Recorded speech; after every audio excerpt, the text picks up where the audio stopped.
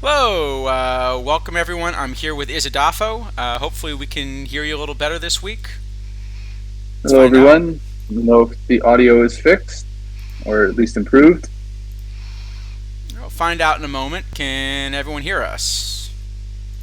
Can anyone hear us? Not Uh, seeing a response yet in chat. Says the audio's going out though. okay, this is not great. Yes, All right, yes. we got somebody. Great, and even a first-time chatter. All right, wonderful. Thanks. Yeah, so we weren't sure if we'd have a stream. As I mentioned, we did have a witch burning tonight. Very very long Danish tradition. But that's all been successfully accomplished. So we figured we'd take a shot at what's a little bit smaller card set than the last couple of weeks. So thinking, less than a 7-hour stream tonight. Yeah, we'd have to really go pretty deep into some of these cards if we wanted to make a 7-hour stream. Has been done before. Yeah, we could manage. I think we could do it somehow. um, okay, so as usual, I'm here with Isidafo. Uh, Manager, I'm trying to remember, is it just the Florence Bay Cats, or do you also run something else? It is just the Florence Bay Cuts this year. I had an alt last year that I ran to do more drafts, but I haven't kept it up this year at all. Yeah, I still have an alt that I've been meaning to do something with, and it's been just sitting collecting packs, waiting to be turned into a theme team. We should do that on one of these streams. We should make. So what would be the like very Warbody theme team to do? Maybe just a team that has like nothing but I. I'll I and PBAB it, and nothing else. Just run Russell Martin as a pitcher. We could just run a complete Moneyball team. Yeah, could be interesting. Um, I mean, I do. I mean, some sort of inspired by the one of the cards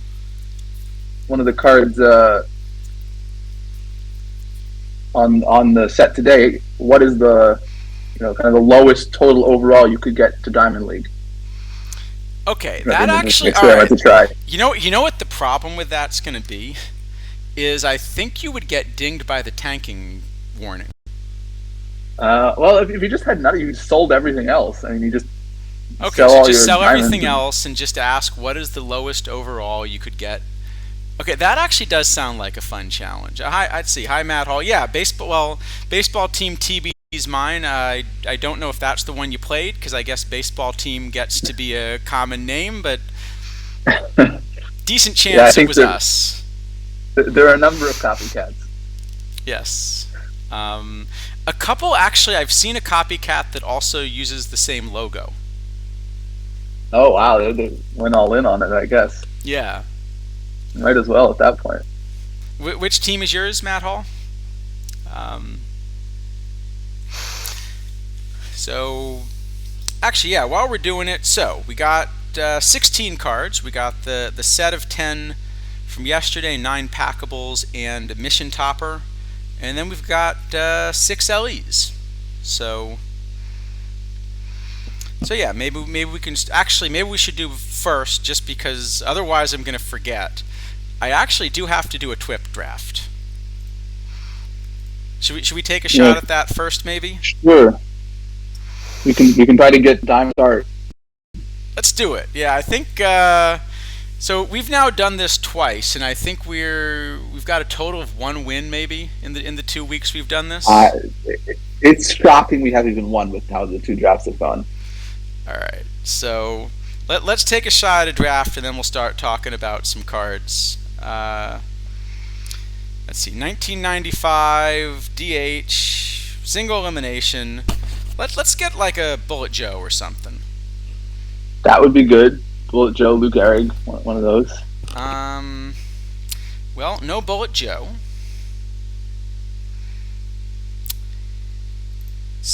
We get So, two, right? yes, we get 2. Okay, that makes this even worse, So, doesn't it? well, I think it's. I mean, I think we just have to take Page and Betts. It's got to be Page and Betts. I mean, the question is, are But we willing to run Page as Well, I guess we got to run him as a starter I, then. yeah, I don't think we have much of a choice. All right, Page and Betts. I mean, no real choice. Yeah, I mean, Gullick And for the stamina, I that think the card and is that may be terrible. one of the worst diamond rounds we've had on this stream, and that's saying something. Oh God. Okay, Zach Gallen's a sort of decent live pitcher. Okay, so if we're gonna take a live pitcher, Zach Gallen does actually have, 75 pitcher BABIP. Yeah, he's not the worst. Gary, It's like only a silver. Gary Lucas is, vaguely playable if you only face lefties. I think Saito has to be a better reliever than Lucas. Yeah, okay, Saito is playable. Is JJ Hardy even... I don't think so. Maybe. Okay, this bat is probably like a bronze bat. Yeah, and the glove isn't even that great. Is this card better than what he held, actually? Probably a little, but... Probably. Well, I mean, it depends if you mean the iron or the bronze, I guess. I don't know if we said it either, actually. Wow. Okay. It's probably Gallen and Saito.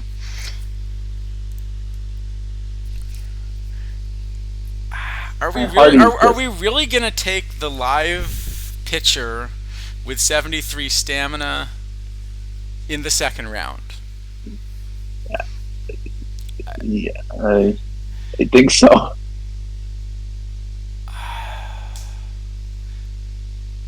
Is Chapman at all? He's only a one position player. Wow. I'm pretty sure he's just even worse than Hardy.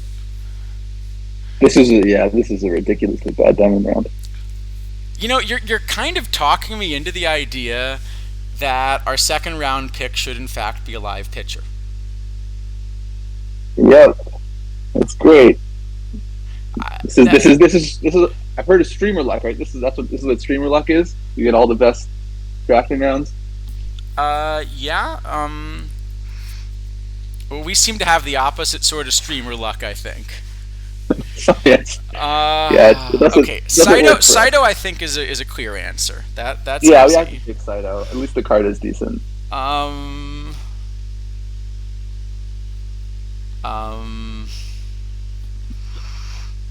I am kind of being talked into Gallen here, I think. Because if Seager played multiple position, if one of the live cards at least was a multi-position guy. Right, then you could just use it as a tackle. Seager also was like, what, 50 range at shortstop or something? I don't know, 70. It's a little better than that, okay. 70 is kind of like 50, though, yeah. Yeah. Okay, Seager's qualified to appear at a bunch of other positions.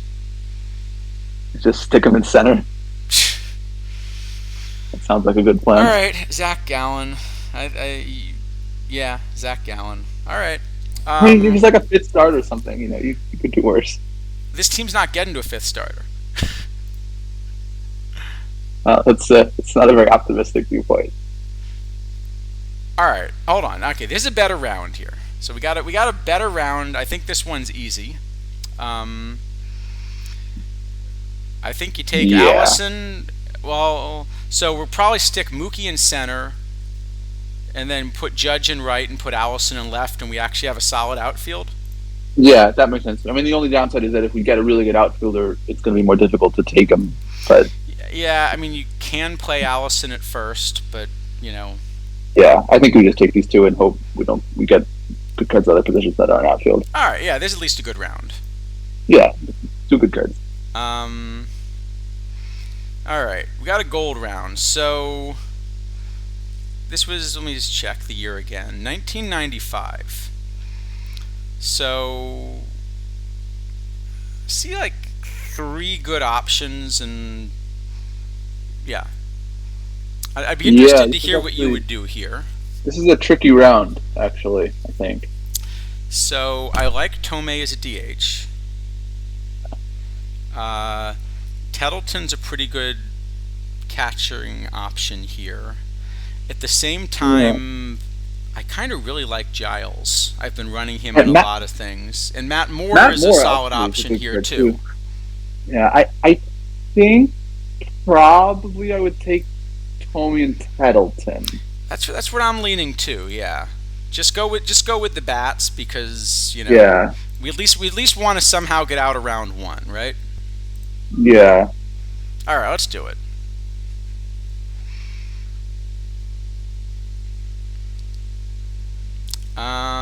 Okay. Well, I don't know if it popped up for you. Yeah, I realize there's a little lag on the stream. There we Oh, go. it's a slightly delayed, but it's all right. Oh There we well, go.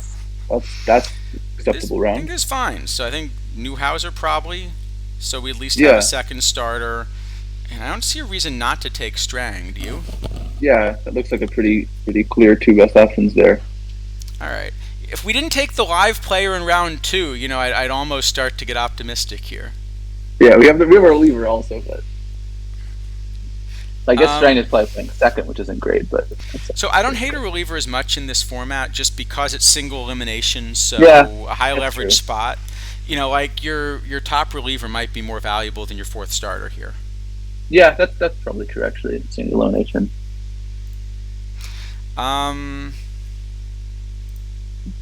But this is also pretty decent, right? I yeah, a think. few options here. So there's an interesting one that I'm curious how you would think about in drafts here. So first off, I think Lady Baldwin probably, Yeah, we're always taking is Lady Baldwin. yeah. So Eddie Collins is interesting. No power, but you kind of get most of the other bit you want. The card I'm curious how you evaluate is this Mike Epstein. Uh, I, I, I mean, I don't think it's a card that plays in gold anymore. I thought it was kind of playing gold at the start of the cycle, but it's also a format where you want a lot of power. So I Well, think for this format, it's pretty good. I think it would play gold if there were righties in gold. I mean, with Casas around, I don't think so. We could play both, but yeah, And that's true. Berkman and Gehrig, Yeah, I okay, just, that's right. You're right. There's just too many. So in yeah. this I mean, I format think, where they're righties, is yeah, this I think this actually one's a pretty good. card we want to run? I think so. I mean, this is exactly the right kind of card for 1995. It's a better fit than Collins.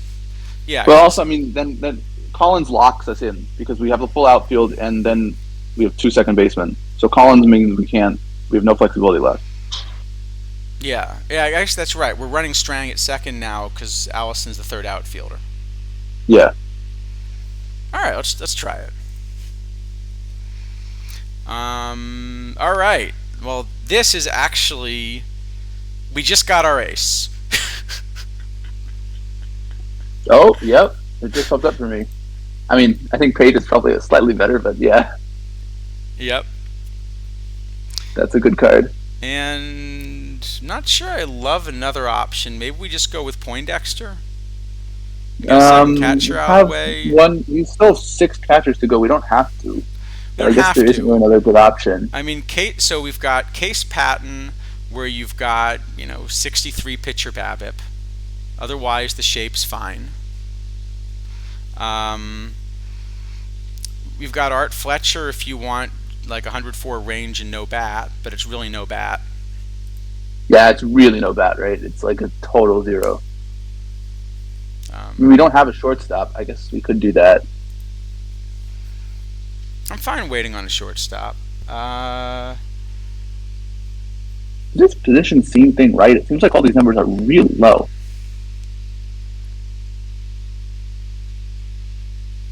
I think it's right, unless we did something to reset it.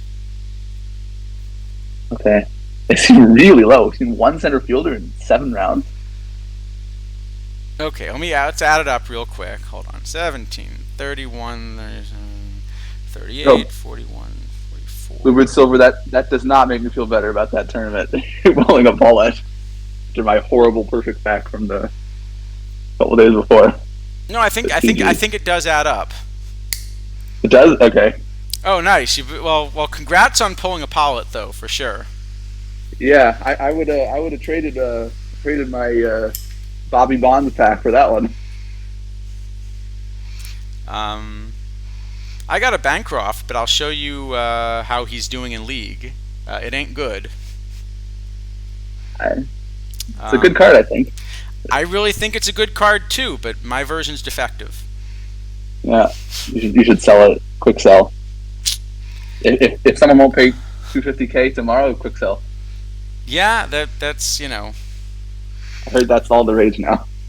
I at least should threaten to quick sell it. Yes, yeah, you got to threaten to quick sell. Um, let's see. So we go Yeah, Poindexter. it's probably Poindexter. Fletcher's just so bad with the bat. All right. Next round. Well, we got another good first baseman. Yep. Do we need one though? I guess you could DH. I think Tomey's so. Currently, I think we're looking at Tomey DHing here. If it helps, I can move the positions around. Tomey's Then we need probably to kind of DHing. Mookie's probably in center. Allison's yeah, move probably them. in left. I think you can play Tommy at third in 1995. I don't have an issue with that. Could you play Tomey? Maybe you could play Tomey at third. But then we have, I mean, so many left-hand hitters at that point, right? Like, Yeah. So I'm kind of happy with this Carson Fulmer card, I think. yeah, I like that card. And then Concepcion is okay, I guess. It's actually not complete zero. That Gene Yeah. better. So would we rather Concepcion or would we rather? Because we still have 5 shortstops left. This is the last silver round. No, this is just one more silver round. Oh, move from show cards to show ratings. Where? Good call. Thanks, Bluebird. Yeah. I actually didn't know you could do that. Neither did I, but this actually does look a lot better. Yeah. Fortunately, it shows a bunch of unhelpful ratings, but what are you going to do? Yeah, it at least kind of shows what we got. What are we doing here?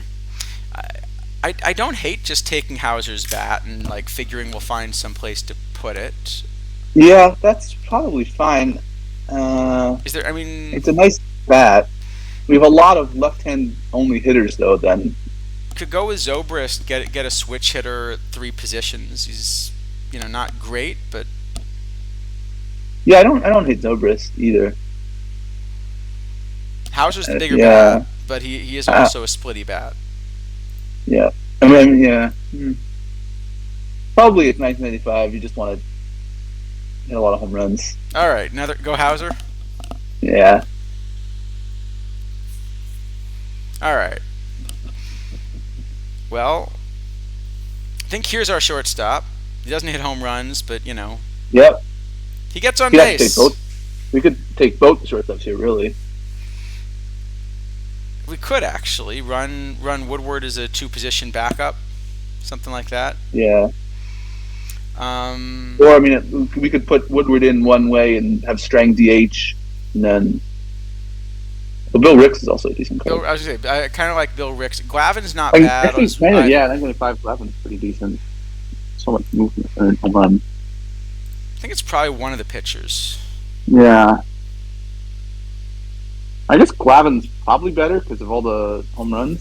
I think Glavin's better as long as you're okay with the splits. Yeah, we'll do it.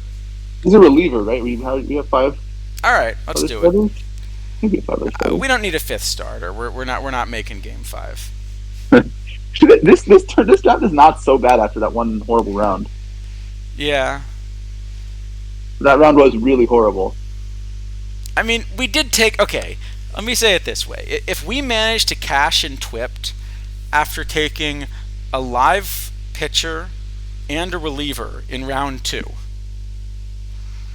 Yeah. I mean, I guess there's no reason to take Ernie Witt. We're still not DHing Tettleton. No. I think it's just Malone and Locke. Yeah, that sounds right to me. Just 2 solid options. Yeah. So I guess we're not but taking Gillenwater here. Otherwise, I would have liked him, but that's too many. No. That's too many single too position. many center fielders. Yeah.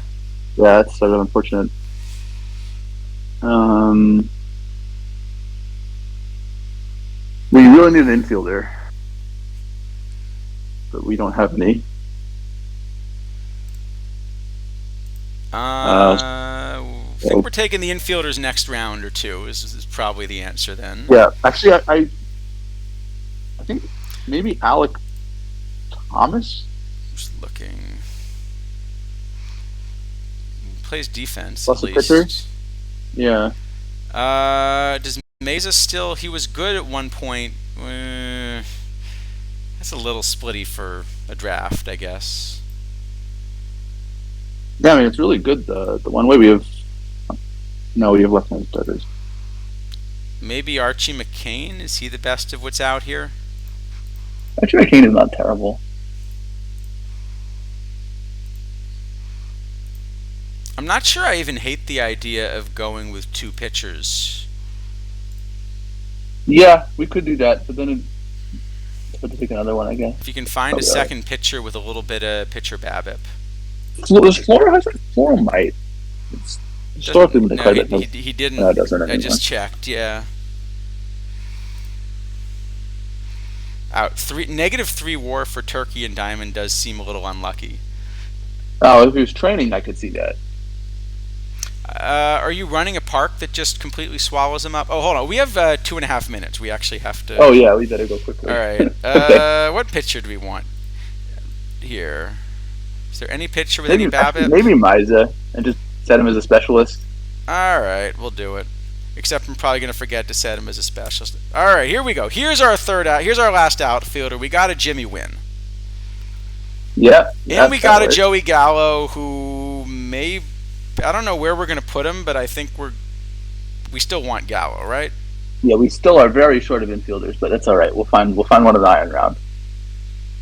Yeah, all right. So iron round, we'll do this, and we just need in the iron round, we just need an infielder and a pitcher. Yes. Actually, we don't even need a pitcher, probably. Yeah, I mean to get 11 pit. Oh, here you go. We have not just an infielder; Right. we have the infielder. That's a really good one. Is he actually our only third baseman right now? No, we have Tommy. That's right. Tommy's a third baseman. Yeah, yeah. He could definitely stand there and watch the ball go by him. Guys, I think it's only the historical Gallo that plays Yeah, third. the believe live does Gallo. Well, the live Gallo is not listed as third, but actually, so we can check this. Oh, we could just put him there anyway? Oh, Poindexter plays third. Oh, nice. That's Apparently, the live Gallo is qualified to play second, as well as third. that seems like a Second suboptimal seems option. like a poor decision. Yeah, I think Rabbit will be a little better at second. I think Rabbit will be a little better anywhere. Mr. Audit has a team that could run Joey Gallo at second, I think. Yes. Do you like any of these pitchers? I don't know, whichever one is the best. I have no idea. I can't even find one with 50 PBABIP. Here we go. Great. Austin Voth has 54 PBABIP. Is he the winner? Fantastic. He's the winner. Even has some control.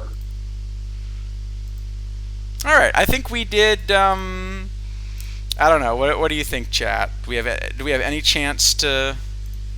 It's definitely better than our previous two attempts. Which is saying something, given that we have Zach Gallen and Takashi Saito in round 2. Yeah. But I mean, the gold rounds. Okay, so we're okay. Let me maybe adjust a couple things. Okay, Zach Gallen is probably not our number 2 starter. Yeah. Thinking that's Robin Roberts. Yeah. I'm wondering if we actually want to run a 4-man rotation even. Definitely could do that. We have 4 good starters and then a bunch of not good.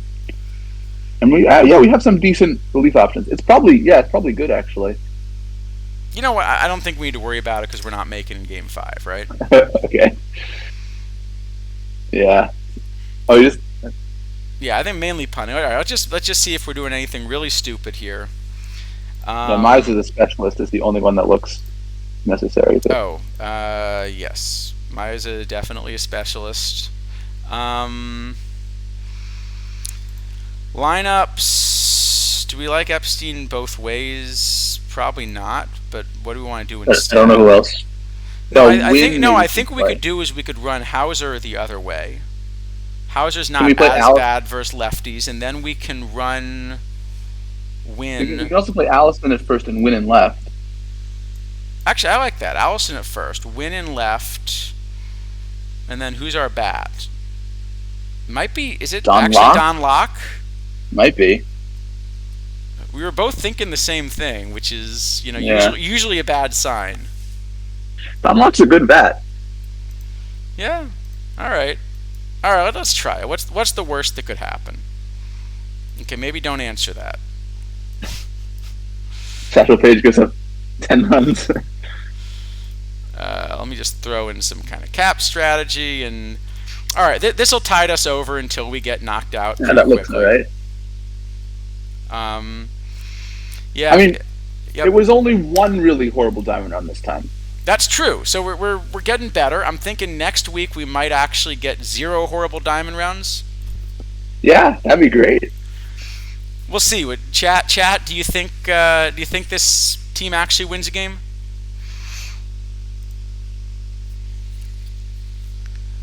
Oh, I got another slot for something too. Let's throw. It's quite possible Paige just wins the game by himself. It's true. All right, Friday Night Live open. That one looks fun. All right, let's get on to our show then. So not quite at the usual time. So sorry about that. If there was some confusion. We weren't sure exactly when we'd stream, but we'll be able to put up the VOD later. So hopefully that'll go pretty well. Should only take 3 hours exactly. We only got 16 cards to go through. How long could that possibly take, right? Yeah, it'll be fast. We're always so quick. At least everyone. Hopefully people are getting drops. I think we've got that working correctly again. Yeah, I think it's good. So, I suspect we'll still manage to find a way for everyone to get their drops. I think that tends to happen on these Probably. streams. Yeah. So, all right. So what do we got? We only got 16 new cards. We have this tie-in with Foolish Baseball. Any kind of overall comments before we kind of get started? I mean, it's always fun to see different parts of the baseball world coming together, I guess. So, good to interact with other parts of it. I also kind of liked, they had a little bit of fun with the slides and stuff like that. Yeah. Yeah, and if you want to, you're curious about, like, one thing that Perfect Team is definitely good for is learning about all these, players you might not have heard about before, or of interesting seasons or stories, and then now there's some nice videos accompany them. So, you got a player, you can go watch the video about him. Yep. Sounds good. All right. Well, let's take a look at how we're doing then. So let's pull up a few of these cards and kind of see what we got. Yeah. This cycle. Where are we at first? Well, I guess we start at the bottom, at least technically. We got 2 iron catchers this week. Yes. Well, yeah. 2 of them have iron overalls. So first we got Rod Barajas, who is iron, but I'm not sure is a catcher. Yeah, I mean, I think the question that was asked is a very good one. Could Rod Barajas steal against Rod Barajas? Yes. Which would be interesting to see. But yeah, if you have even 50 stealing, you probably can steal against Rod Barajas. Yeah. So the bat is actually not a complete 0 against lefties for a low iron card. Yeah, it's not. The bat is sort of okay.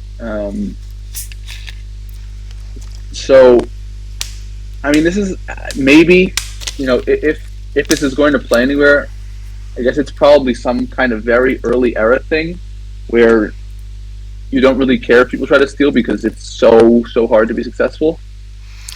Although I guess the problem is that in the very early era, now the lack of BABIP hurts the bat a little more than it Yeah, would later. yeah, that is true.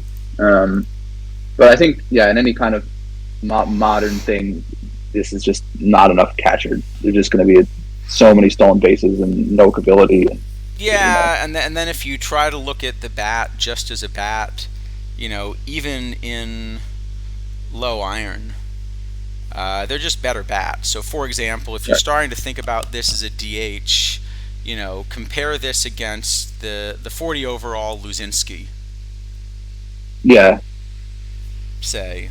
and I'll pull that up. or this April Fool's Randy Johnson versus righties. It's such a strange card. There's that one-way Randy Johnson. So I think this probably is an F tier card. Yes, it's a we can give it an S for stealing maybe, but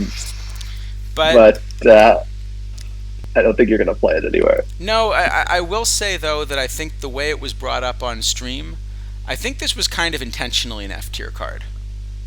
Yeah, I mean, I think that's definitely the case with a couple of these cards. That the cards are there to tell the story of the player, and not to be played, which is like great. I mean, not every card needs to be a card that you're going to put on a meta team. Yeah, so I think I think this is an F tier card. That at least that was the intent for kind of what they were trying to do with the content. Yeah, exactly. Yeah. F for fails to run and steal. Exactly. Yeah, he's also a slow. Sorry, I've got the Luzinski up now, but. Yes, he's very slow. But this is also a very slow card. Although apparently he can bunt for a hit just a little bit. Yeah. He's a better sacrifice bunter than John Henry Lloyd, who has a 100 bunt per hit. Yeah. That's true. You make a good point. But I guess the claim is there's something in the database. There's some historical justification. I don't know. No, I mean I think that one was explained to be just kind of a bug. There wasn't data, and it just chose a number randomly. See, I feel like if you're going to choose a number randomly, what you want to do is you want to choose one that kind of correlates with the other ratings. Yeah. So like if you don't know what the sack bunt is, but you know what the bunt for hit should be, you should just have them correlate. Yeah, I mean that's probably a good way to do things when you don't know. I mean, these Negro League cards, it is tough because there are holes in the data, and there's some, especially the earlier guys. That if I had to quick sell any card from this release, which one would it be? Griffey. Yeah, definitely quick sell Griffey. First you have to threaten to quick sell him, and then you have to quick sell him. The threatening is very important. That's true.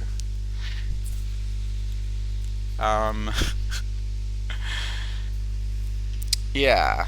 So okay, who's stealing in tourneys? I think it depends a little on the format. So well, also, I mean, go ahead. Low iron actually does have a card that steals a lot, which is Everett Cabrera. It's true. But yeah, I mean, there are not a lot of cards that steal in tourneys. But even still, the catcher ability, even if he had 70 arm, the catcher ability is still probably too low. I mean, I'm actually stealing a lot. Like here, I can show you my league setup. I'm actually running a lot in league this week. Yeah, I think league it's much more manageable than in tournaments, especially because you have these, Jackie with 117 or whatever it is, and James Wood with 110. Yeah. But yeah, tournaments it just seems like it's very, very difficult to get any kind of good success rate. But we also just don't score runs any other ways. So you can see I've kind of been stealing a lot, and it's actually working. Like we're stealing and getting positive base running out of it. Yeah, that's good. But this is also, Especially I've got a really weird setup because we're trying to figure out how to stay afloat this week. So yes, in the face of all the Kofaxes and Griffeys. I feel like the plural should be Kofaxen. Kofaxen? Okay. I don't I know. guess that makes What do sense. you think? Kofaxen, Kofaxi. I don't know. Yeah. I'm not very up on my Latin declaration. I assume it would be. I maybe it's like a third declension. Yeah. I don't know. That it's had a very brief introduction to those, and it is far too long. I've forgotten everything. Except then you'd treat it as neuter, which is probably. Oh, well, all right. We'll save the Latin discussion for another day. Uh, you know, we do enough casting of dice in in OOTP as is, right? Yeah, So totally.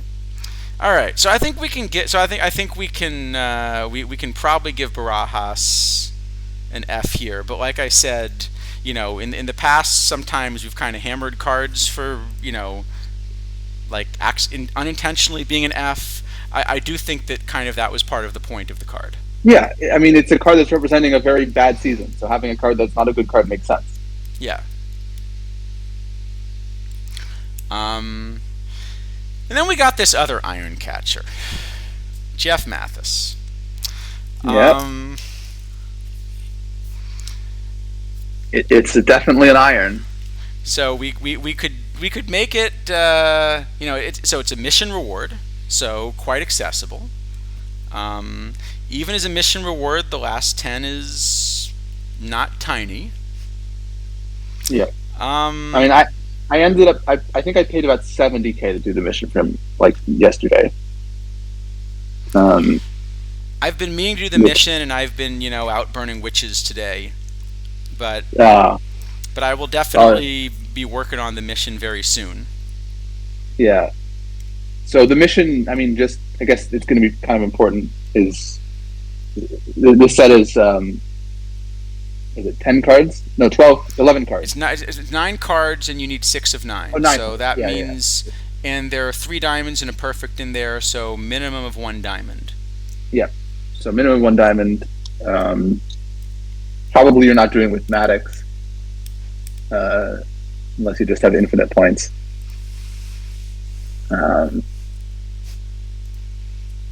But yeah, it's not a particularly hard mission to complete, and it's going to get easier and easier because these diamonds are going to remain in spotlight packs for a little bit.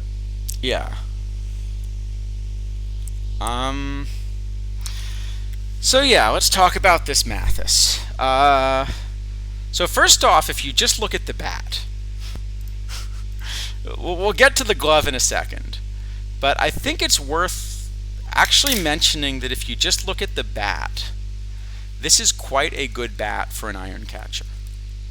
Yes, I mean this is, there was some discussion, that obviously this Jeff Mathis was not a player who really was known for his bat at all. I mean he was a really poor hitter, but this, the way it ended up in the game, is actually a pretty good hitter. Well, I think this is again one of these things where what you're seeing here is the extreme version of the overall ratings just not being representative of the power of a player. Yeah, Um, very extreme version of that. so the reason that the bat is so good is you have all of this eye, and the great thing about eye is that eye plays at every level. You can play a card with eye in an open tournament and you'll still get walks. Yeah. Whereas a lot of these Yeah. other things, if you're depending on BABIP and now the defenders are better, that can be a problem. Yeah, If or you're the pitchers got. yeah. If you're depending on, yeah.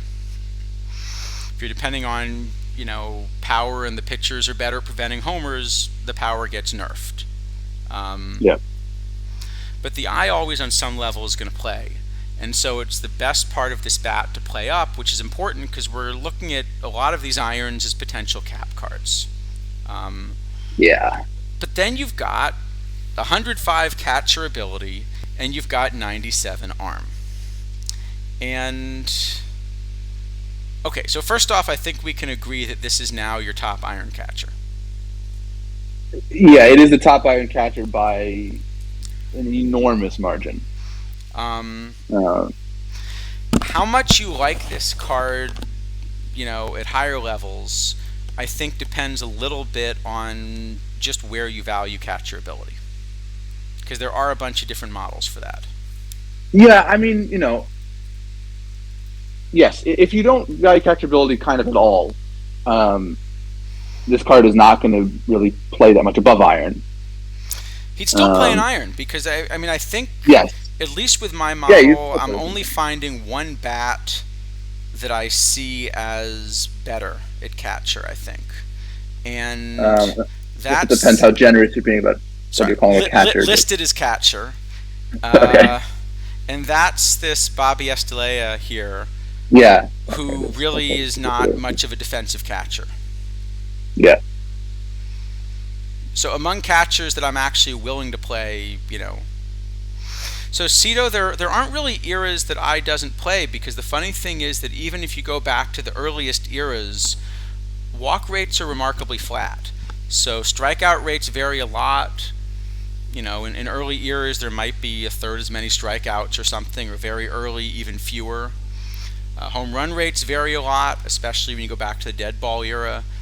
Walk rates don't vary nearly as much by comparison. Yeah. I mean, we haven't had an 1876 this year. 1876 last year had not a lot of walks, but maybe it'll be different this year with the engine changes. I don't really know. Yeah, because I guess there was a rule change in there. Yes. Yes. So there was a point that it was, probably almost impossible to walk somebody. Yeah, I mean, in that tournament, every ball was in play. There was almost nothing that wasn't a ball in play. Yeah. Although even there, maybe Mathis's arm becomes pretty valuable. Oh, well, yeah. I mean, their math is just the fact that he's not going to make errors is just the best thing about the card. Well, and also his gap power would start to play up there. Yeah, the gap power gets useful too. But yeah, so, I mean, math is played in there. For sure. So the problem with this card is that this is again just kind of a card that says that, So I do think the intent was to make, an absolutely top tier defensive catcher. Right. But by making it an iron card, I think the intent was also for this to be a catcher that was a 0 with a bat, or you would have posted a higher overall. Probably. I mean, the thing is that, in all honesty, even if you zeroed this bat out, this would still be a card that would be pretty interesting in a lot of cap formats. Yeah, Like I Austin mean, Hedges people play, and this is better than Austin Hedges defensively. yeah. So you do have to pay 10 points. Right now I've been often running a pair of catchers in Perez and Zunino that between them are 9 points. So I've got to find Right. more points to do it, but I'm always going to do it with this card. Oh yeah, I mean, this is a gold card that has a 50 on it. Yeah, I mean, I think the comparison, let's say you put him up against the Drew Romo that we felt was completely overpowered in silver. So this Drew Romo, by the way, I actually ran this card in League until a couple weeks ago as my backup. Yeah, which is not an unreasonable thing to do, really. I think Mathis's bat is maybe even a hair better than this. Yeah, certainly versus lefties. And the glove is better than this. So Yeah. Mathis, whatever he is better than one of the strongest silver cards in the game. Yeah, no, I think Mathis is pretty clearly the best iron catcher. I think Mathis is the best bronze catcher. I think Mathis is the best silver catcher. And how does he compare? Probably, so maybe you can then ask, how does he compare with Dickey? I think he's better than Dickey. Probably, especially in gold because there's so many lefties. Yeah, the bat's better, but the 108 catcher ability you have to think about. Yeah, I mean you get 20 arm for your 3 ability. Yeah. So defensively, I don't know that it's a huge difference in the end. I mean, we were talking about this kind of just before starting the stream.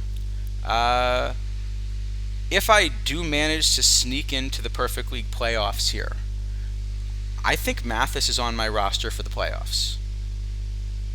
Yes, I mean I think probably, especially with all the off days in the playoffs, yeah, you should really have Mathis or Dickey Yeah, because as a defensive the player. idea at that point. So the reason I'm saying this about the playoffs specifically, chat, is in the playoffs there are enough off days that you can get away with just running one catcher if you need to.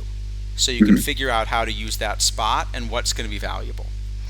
And the thinking is, if I have a good enough defensive catcher, maybe having a catcher as a defensive replacement, because what Gibson is not is a good defensive catcher. You know. Yeah, I mean he's not terrible, but No, but he's you not know, good. he's essentially an incredible bat that is capable of, like squatting behind the plate and catching some baseballs. Yes. And so maybe in the late innings, a defensive replacement at catcher is the most useful use of the roster spot you get back for dropping your backup catcher. Right. Well, you have to have someone else who can play catcher because, there are like ejections randomly in the game sometimes or whatever. I think running only one catcher is very risky. Yeah, I think I've done it in the playoffs and just, because there are no injuries. So if you really get unlucky and get an ejection for a game, you're going to have a few innings of being in trouble. But, if you have an extra platoon, maybe that's worth it. Yeah, especially if you have someone who can play catcher or has some ability that is not zero, then it's maybe okay. Yeah, I mean, I've run Jackie Robinson at catcher. Does he have catcher ability? No. Okay. I mean, yeah, like early in the year when Rudy York was on a lot of people's rosters, that would have been totally fine that to do. Would work. Yeah, the thing is about Posey is Mathis is a lot better than Posey. He has 10 extra ability, and the bat is better. I think Posey's bat's probably better. Is it? I don't remember I'll it being put better. Posey up. Posey's bat's it is a little better. Okay, it's a little better. It's a little better, it's a little but better. It's a not lot a ton better. But it's a lot of catcher ability you get out of Mathis. I mean, Posey's bat is not that much better. Like, the eye's the same. Mathis has more BABIP. Mathis is, like, the same amount of... more gap power. Mathis is the same amount of eye as Posey. Yeah, I mean, it's funny because I've seen some comments in the Discord where people were upset that the topper for this mission's an iron. But I think not only do I disagree in terms of how good the card is, but I don't think Mathis is an iron. No. I think you could have stuck like a 92 overall on this card, and people kind of would have felt that was okay. I think probably 92 is I don't know that I would play it at that point that much. Then it's close. Well, I think if you put like an 80 on it, 85 or something, then 80 and it's still probably the most efficient catcher in the game. Yeah, the thing is, I've been running in gold Hoyles Tettleton, and I don't know that I'm going to put Mathis in an open gold roster. See, gold is actually great for him because he hits lefties. It is, but I think Hoyles is a little bit better, and I think he's kind of similar to Tettleton, but I do like Tettleton to sort of hedge against people trying to start a righty. Let me see what my gold model says. I'm curious now. And one of the things here is our models are going to start to be pretty different because catcher ability is one of these, kind of dark arts sort of things where, the stats that OOTP gives us just aren't really good enough to measure catcher ability. So everybody's doing some guessing. Everyone's, kind of making some decisions in the dark here.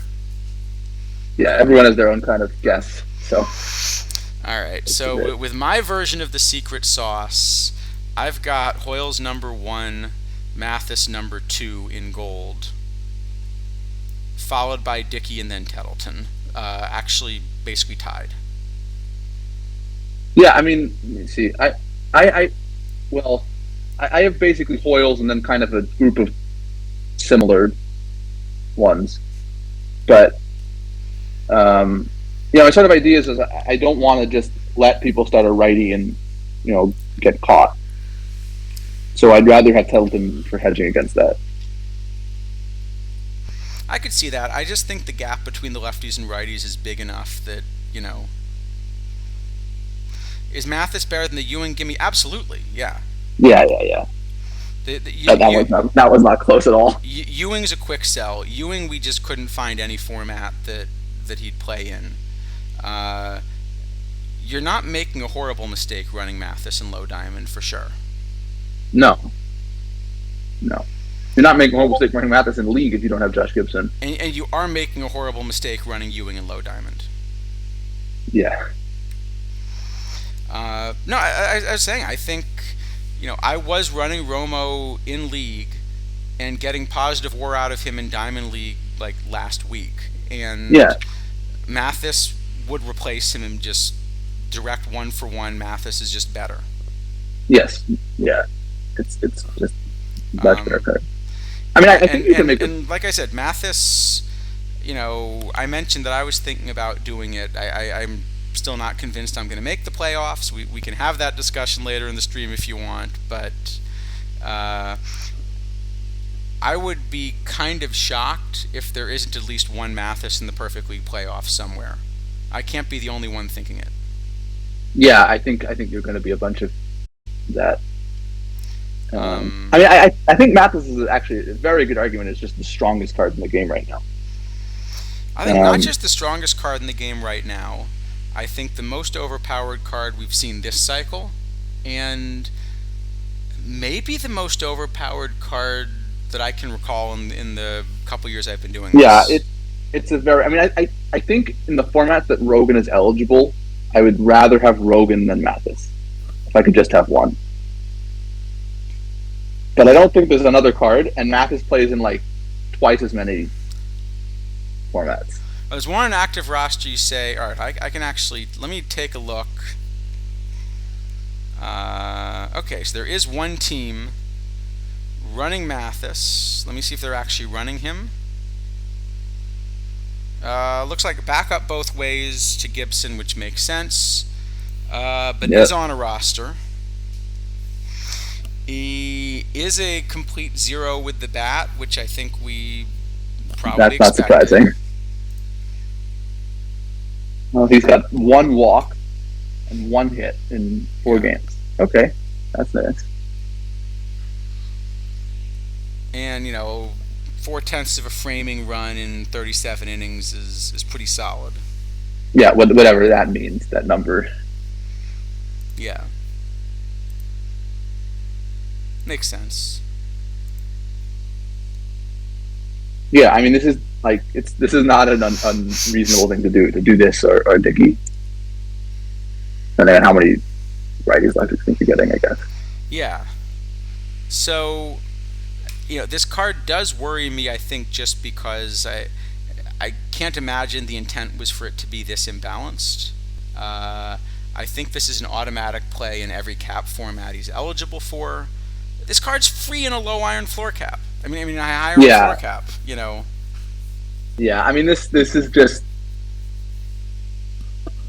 a very silly card. The fact that one sold for less than 50K is astounding to me. I mean, I guess it's because the mission is cheap, but yeah, because the problem is there's a cap on how much you're going to pay for this card, which is whatever the mission value is.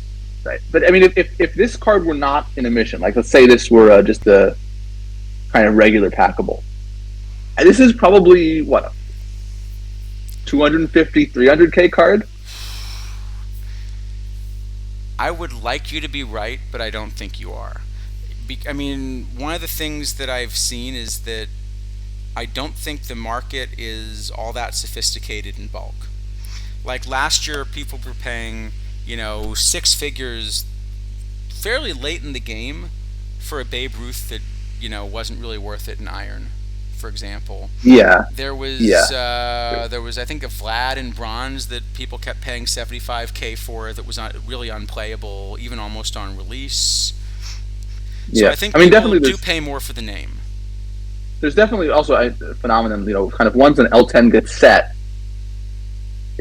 for whatever reason, it just kind of becomes like the correct price, even if the price no longer makes sense. Yeah. Um, so, Well, we've seen some examples of this even in the Discord recently, right? Part of this whole discussion about the right price for Chase Utley was, what is a last 10 that may well reflect sales a month ago. right. Yeah, I mean, it just kind of says L10 is just for many cards not a really a good measure of the card's value. Yeah, so I don't think this is the kind of card that would be as high priced because the market's not that No, sophisticated yet.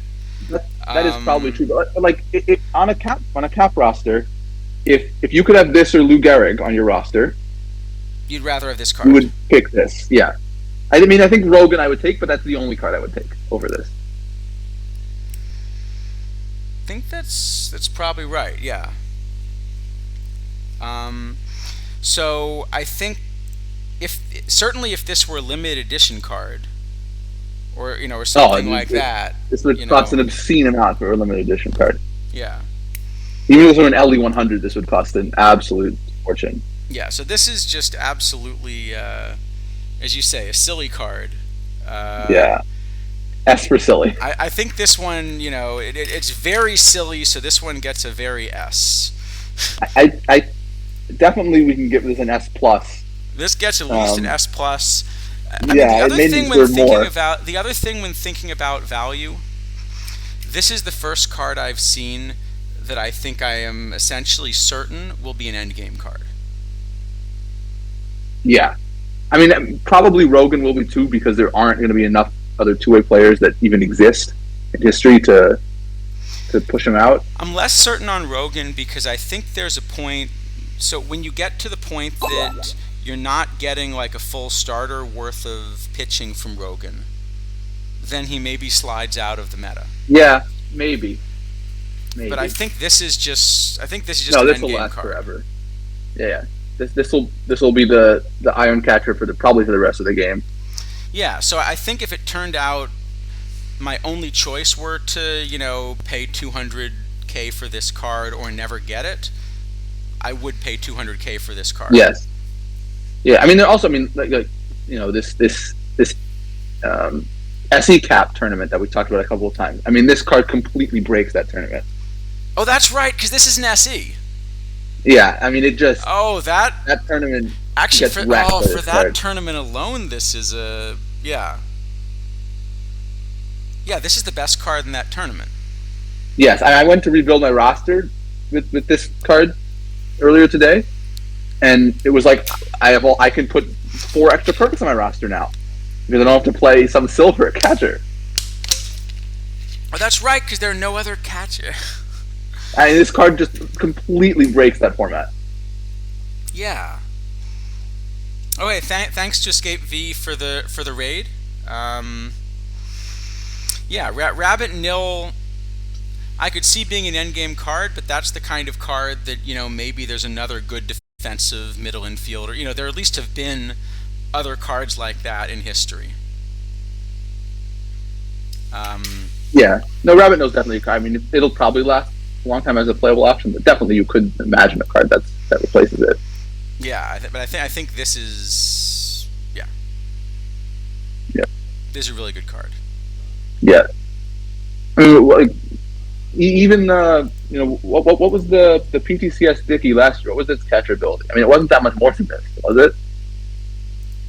Might even have been less. I don't remember. I feel like it was 110, but yeah, I don't know. It's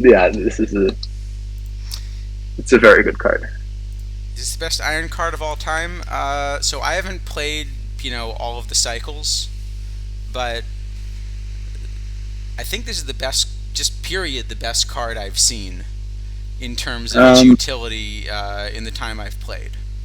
yeah, there was. I think it was 22. There was a live Iron Tyler Wells that played in silver for almost the whole year, Yeah, but which I this guess is is going to the play more than competition. silver. Yeah.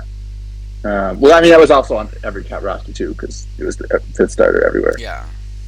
Um, But yeah, no, I rock this I was saying this earlier in the stream. If I manage to make the playoffs in Perfect League this week, which again, you know, but if I do, this card's going to be on my playoff roster. That's not yep. hyperbole. That is actually my current plan Yeah. would be to run this card as my backup catcher, because in the And playoffs you don't need two starting catchers, so you're kind of happy playing a starting catcher and and more like a defensive replacement. yep. I mean, it may see play in that kind of role for a while. And I'm not the only one. So we saw that there was, where was he? Where's Khan? Well, it's just on the regular roster. He's not even That's what I playoff. said. Khan's running him. That's where Running we're it. trying to. Where is? Yeah. Here he is. You know, and again, Khan's a manager who knows what he's doing. So, you know, Yeah, I mean, he's definitely someone who has expressed a pretty high value of catchability. So it makes sense for him to do this. no, it's a good fit. But I mean, Khan. Yeah. It's not. Khan's a strong and No, experienced manager who, if he's putting Mathis on the roster, it's not like some meme thing. It's no. there's a good reason to run this card. Yeah, it's just it's not ridiculous. I mean, certainly if you do not have Gibson and you make perfect somehow, like doing this Mathis Dickey or Mathis Romo or something is like kind of a decent option, because you're not going to get a whole lot of offense out of like Simmons or Napoli at this point. No, and you also, the way they do the league normalizations, running cards like that actually kind of depress other catchers a little bit. Yeah, yeah, So you're actually hurting the other Gibsons in the league when you do it. yeah. Actually, is that right? You know what? Well, The gap might be big enough that you're helping the other Gibsons in the league. You're hurting the middle tier, I think, and you're helping the Gibsons. Yeah. I mean, I've never quite been sure at what point the normalization is occurring. Does that make sense? Like, is it preseason, during the season? Yeah. So I rock this. If you mean Mathis's war, it looks like he just got added to the roster because they're pretty new cards. So here he's 13 plate appearances. So it's a little too early to tell how Mathis is doing as a backup here. But like I said, you've got at least one really strong manager that wants to run Mathis just playing in the league, and I definitely don't think it's crazy. Yeah, I could double check. I think I projected him at something like -3 or 4 wins with his bat over full season, but still positive value. That's possible, yeah. Just kind of ridiculous. So yeah, I think it's fair to say this one's going to be an S tier card. Yes, absolutely. This is I think we can give him an S plus. yeah. All right, should we go on? Yeah, sure. Got Drew Hutchison. To me, this is actually the most disappointing card of the set. I don't know where you're at on this. Yeah, I mean, I think it's sort of similar to Barajas in that this wasn't supposed to be a good card. But it's not a good card. No, it's a completely unplayable card. Yeah, I mean, you wouldn't play this as a 40. Well, that's what I was going to say, though, is you'd come closer to thinking about playing this as a 40. And I don't know. I mean, some of the 40s have actual PBAB. Like, I don't think you they would, count but you as what? at least have a decision. And I guess. so the problem I have with this card is, look, I like the idea of highlighting some of these stories, and I like the idea of, you know, like the story they're telling is good, and that part's fun. Yeah, But Mathis is kind of the same problem in reverse. You've got to be able to figure out enough about the game you're running to know how these cards are and are not going to play. If you're going to release a card like this with a fun story, why do you release this card as a 62 with a fun story? Why not release this card as a 40 with exactly the same fun story? yeah. And I have mean, the story be that, look, all of the advanced metrics, because this is a game about advanced metrics, all of the advanced metrics say that this was a really poor Major League season. So, release him as a 40 overall. Try to give managers a chance to not just laugh at a card, but actually use the card. yeah. I mean, again, I still don't think I would have played it, but yes, it certainly would have been a lot better to make this some lower overall, Right. like the 40. And the same, then okay. yeah. And the same with Mathis. That, look, what I think should make the game fun and vibrant is something where managers are being challenged to make tough decisions. You know, I think it's really cool that, Khan thinks Mathis can play in League and might turn out to be right. That's an interesting decision. But by Yeah, making Mathis a 50 overall, you've actually made for very boring decisions in a lot of cap tournaments. You don't actually have a decision about Mathis. You just must play him. You don't have to think about it. You stick him on the roster and you move on. You actually have fewer decisions to make. right. And you stick them on the roster in not even just cap formats of the card. So you stick on the roster in even non-cap. All formats. sorts of formats, yeah. But you stick him on the Yeah. roster, but it's not a tough decision.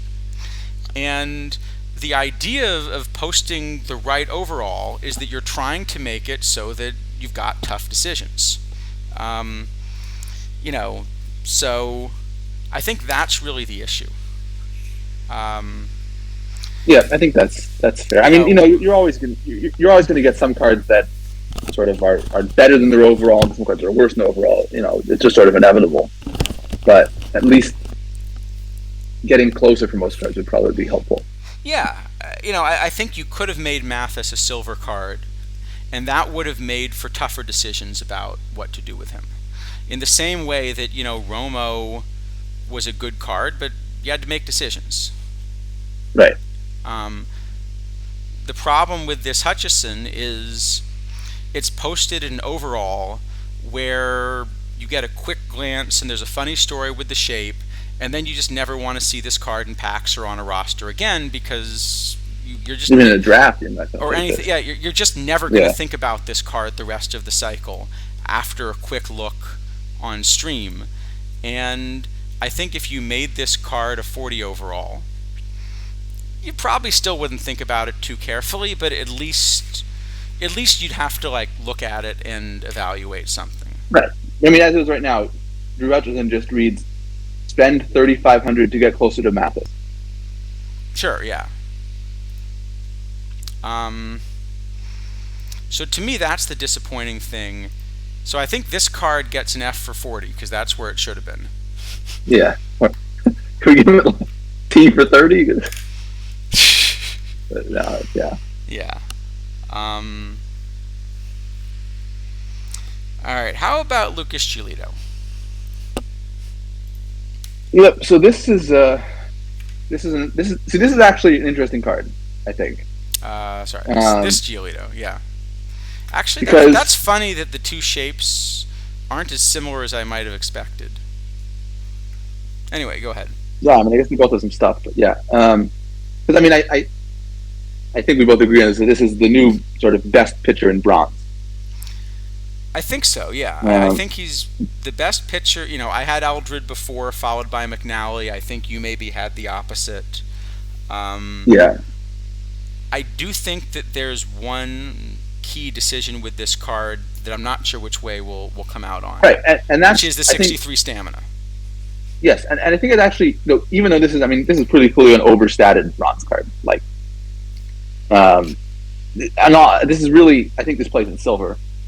Um, but the stamina actually makes this a card where you have a real decision to make. Yeah. Um, and so I don't have a problem with something like this that is clearly meant to be a good card, or I assume it's meant to be a good card, and it's statted as such. Um, but it's actually, you have to think about what you want to do with this. Can I run it? Can I get away with running it in a cap because my bullpen's going to be bad and I might not be able to get 7 innings out of him? Should I play 4 starters in some format because low stamina? Like, there's a lot of things you can do with this.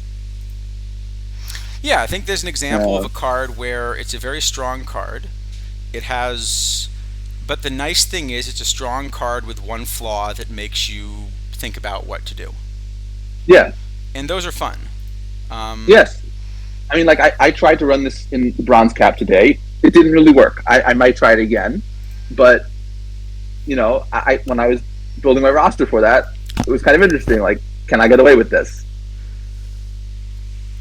Yeah, I can't tell because the card this reminds me a little bit of is the Satchel Paige from, I guess, 22.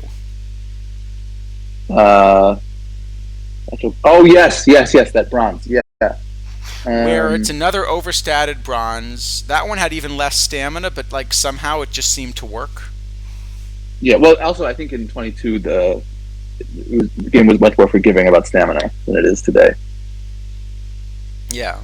But like I found Satchel Paige in League kind of works, even though he only has about this amount of stamina, because he's just so good that he gets people out fast and he still gets 2.5 innings. Yeah, I mean, mine's not throwing a ton of innings, but okay, he just hasn't been great for me. Now that I look at this. Yeah, well, it's just a bad roll on him.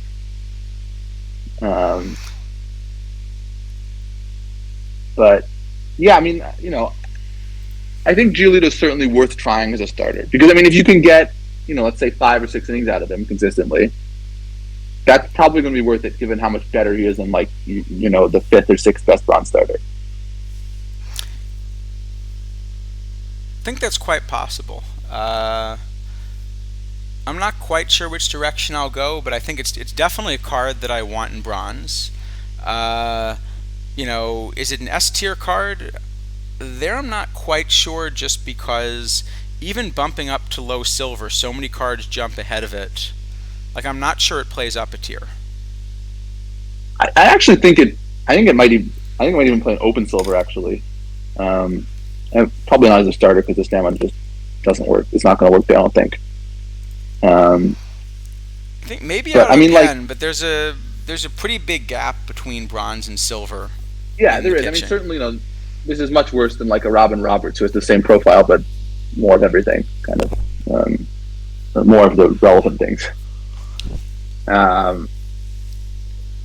But yeah, I mean, I don't think. I think this is probably a pretty fine bullpen card in silver, and certainly it's something in bronze. But yeah, I mean, it's unclear whether it plays in caps or not because of the stamina. Okay, I've got him. I think just as a pitcher, not worrying about the stamina, I've got him like 5th or 6th in open silver among starters. But I think you do have to run him out of the pen. Yeah, no, I don't think he can start in silver. Even if he was like, let's say, the 2nd or 3rd best.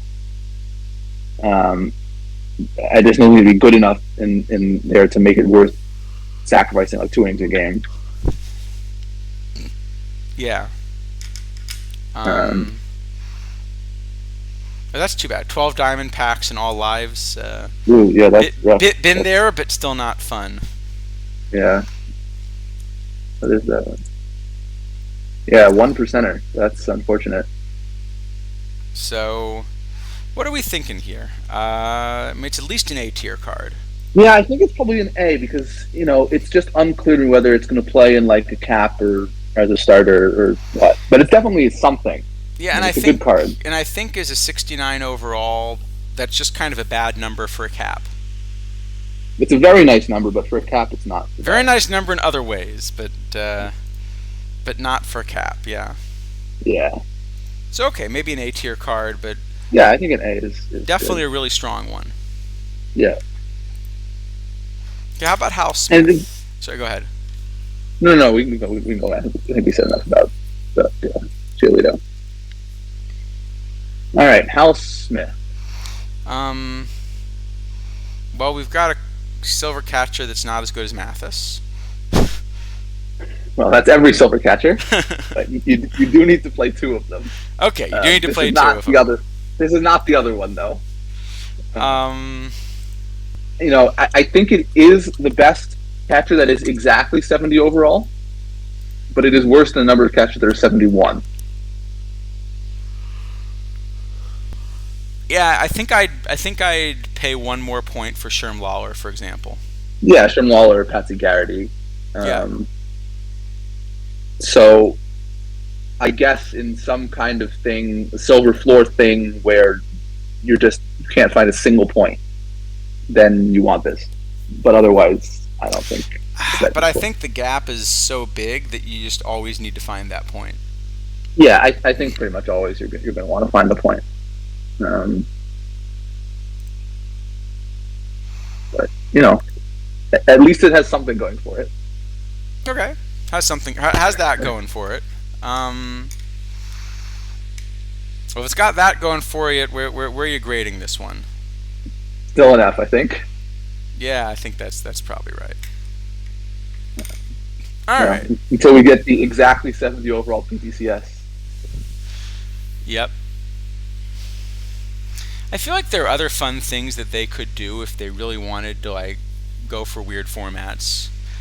Like you could do a no more than one card from any set. Yeah, I mean, I think I'm going to explain that kind of the tournament system doesn't quite support that at the moment, but it would definitely be a fun thing to get some really peculiar uh, formats in there. Yeah. All right. How about Bobby Wallace? So, big glove. Um, Yeah, this a whole might be lot the of worst bat in the game versus lefties. it's up there. I mean, what was that? It was I think Gary Templeton we looked at last week, who was like 11I or something. Um, It's but close. It's close. yeah,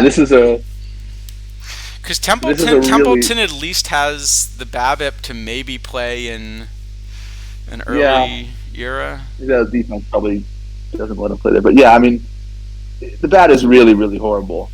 Um, so I mean, like obviously comparing this to someone like Bob Ferguson, it isn't Yeah, I mean, I, I going to mean, play all I, I that do good. like the glove, but the problem is, yeah, you can just put Ferguson up there for comparison, and Ferguson has a better glove and also a better bat by like a lot. Yeah, yeah, and even in low silver, you're going to probably want to play, Bill Hall or Christian Hernandez or George Davis, either George Davis really, um, or even Herman Long probably.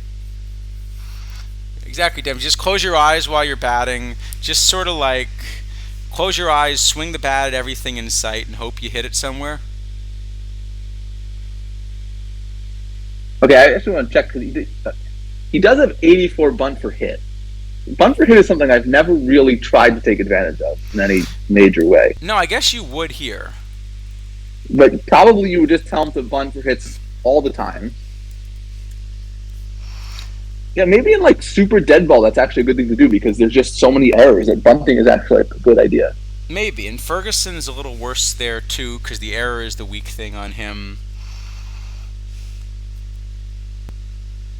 Okay, if we ever get another like 1876, I want to try an all bunt for hit team. That sounds really interesting, actually. That could be fun. What year is the Bobby Wallace? Let me It see. is 1901. So, I mean, he was bad, but he did walk 20 times. Like that, to me, yeah. I feel like he could have had a little bit more eye. And it was Yeah, also a bit of an probably. outlier. The previous year he walked 40 times. The year after he walked 45 times. Just in 1901 he just didn't walk. Yeah, I mean, with the OTP built-in 3-year simulation thing would have given him probably then. Yeah. Um, but yeah, as it is, I mean, he's just not going to hit at all. I mean, early errors is the only time I think you're considering playing this. Like, you want Ferguson at second and this is short, but even then, it's probably not going to be good. I wanted to give this card at least a D for defense, but I think it's probably getting an F for Ferguson instead. Yeah, I think so. I mean, if this could play second, maybe you're interested in the kind of low silver thing. Yeah, because the range. Um, I mean, but you might be interested in it. I'm just not playing that bad. well, I mean, like it's a dead ball. Like I just need a really good glove to play second, kind of thing. Play Rabbit. How much glove is Rabbit's not? at I least don't know. got I don't eye. know. He's not a lot of errors. I don't know if that glove is good enough for dead ball. I don't know, maybe, but he doesn't play second, so it's a moot point. All right, I think this one gets an F for Ferguson. Yeah, after Ferguson. All right, how about Champ Summers? We got our first limited edition, first of 6 this week. 6 this week. Um, Go ahead. Yeah, this is a very interesting card, and I don't mean that in the kidneys interesting equals bad way, because it is an amazing hitter versus righties, Yeah. and versus lefties it is beyond bad. I mean, So really bad. one thing you know is this card's not playing gold. It's not playing gold. Certainly not playing gold. But it's interesting if it plays in silver or not. Yeah, I mean, I do have it as the best versus right bat in silver. so do I. Not by a ton, but by a little bit. But I found it is kind of difficult to fit two of these, all bat first base sorts of players. The Julian, Gehrig, Ortiz, Ken Phelps, that group. Right. And now we have yet another one that's a little bit better versus righties, but a lot worse versus lefties. Yeah, it reminds me a little bit of the Bronze Gehrig, where you kind of have to make some decisions to fit him in. Yeah, I mean, I think that one's actually a bit easier to fit in this one because there are some bronze players that are easier to play both ways than the silver players, I think. That's true, Like but Mockel also the Bronze Gehrig, I think, is better versus right. There's more of a gap between that and your next options versus right than there is with this card. Yeah, that's also true. So I think, Go ahead. Yeah, I mean, sort of where I landed on this was I can see myself wanting this card, but I don't think I can ever see myself wanting it enough to devote a roster spot to it.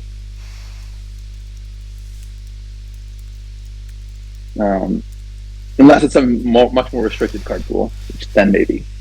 Yeah, I think I'm in the same spot. You can see I have not bought one yet. I think I probably do want to own one of these eventually, but it's not quite clear to me sort of what I'm going to do with it.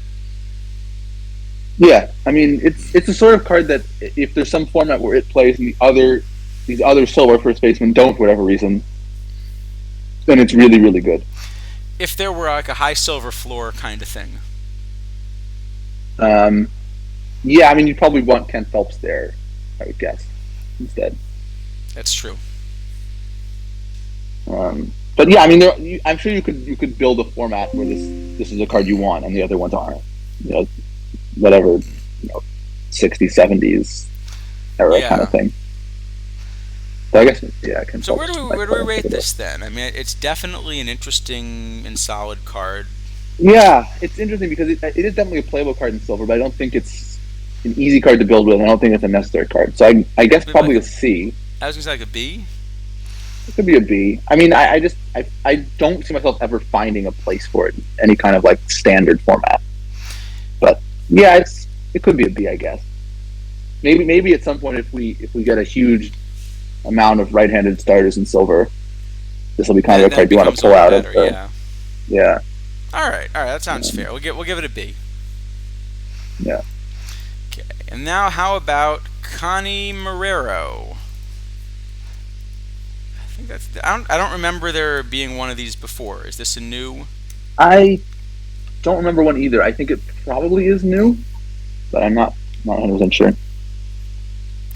So I mean, it was sort of interesting story they were telling on stream about it, at least. yeah. So I'm gonna guess that we're gonna split on this card precisely because of the splits. My model tends to punish cards where they get hurt by platoons, and I think yours seems to be a lot more tolerant to that, right? Yeah, I mean, definitely to some degree. I mean, I don't have this as kind of a top silver starter, but I do have it as a playable silver starter. I've got him. Let me see.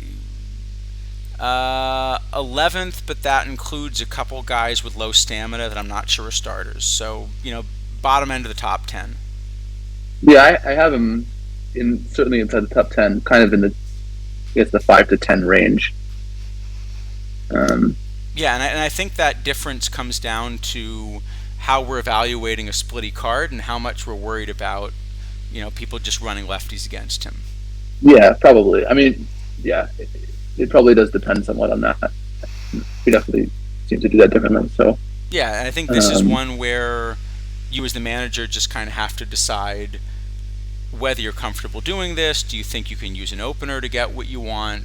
Things like that. Yeah. But I mean, if you get righties, this is a really actually quite good card. Absolutely. So certainly, I mean, I think this is, you happen to own one of these, it's a card you can consider playing. But I don't think it's any kind of like required card. No, I think this is like sort of in the C or D range. Maybe it's not a disaster if you end up thinking about playing him. But the problem in silver is generally the cards are cheap enough that you can run whatever you want. Yes. If this were in the same position in your diamond rankings, I think this would be close to a meta card because a lot of them are expensive. Yeah, I mean, the spotlight packs are really helping to bring some of the prices of these cards down, which obviously is not going to help with Marrero. Yeah. But yeah, I think I'd probably give it a C. But I guess I seem to like the card a bit more than you do. I'm okay with that. All right, let's give him a C. And we got, oh look, another limited edition card. Oh, that's the first one of those we've had all year. Uh-huh. Amazing. Todd Frazier. So I like the shape of the bat. Yeah, it's a decent shape. I just don't think there's enough there for a high silver, though. Yeah, pretty much. I mean, I guess if you're some kind of max defense team, this can play first base. So it's close. I've got him third, I think, among third basemen. But there's a huge gap for me between him and say Blauser. Yeah, well, Blauser is. I mean, I don't have him. I have him like 7th or 8th, I guess.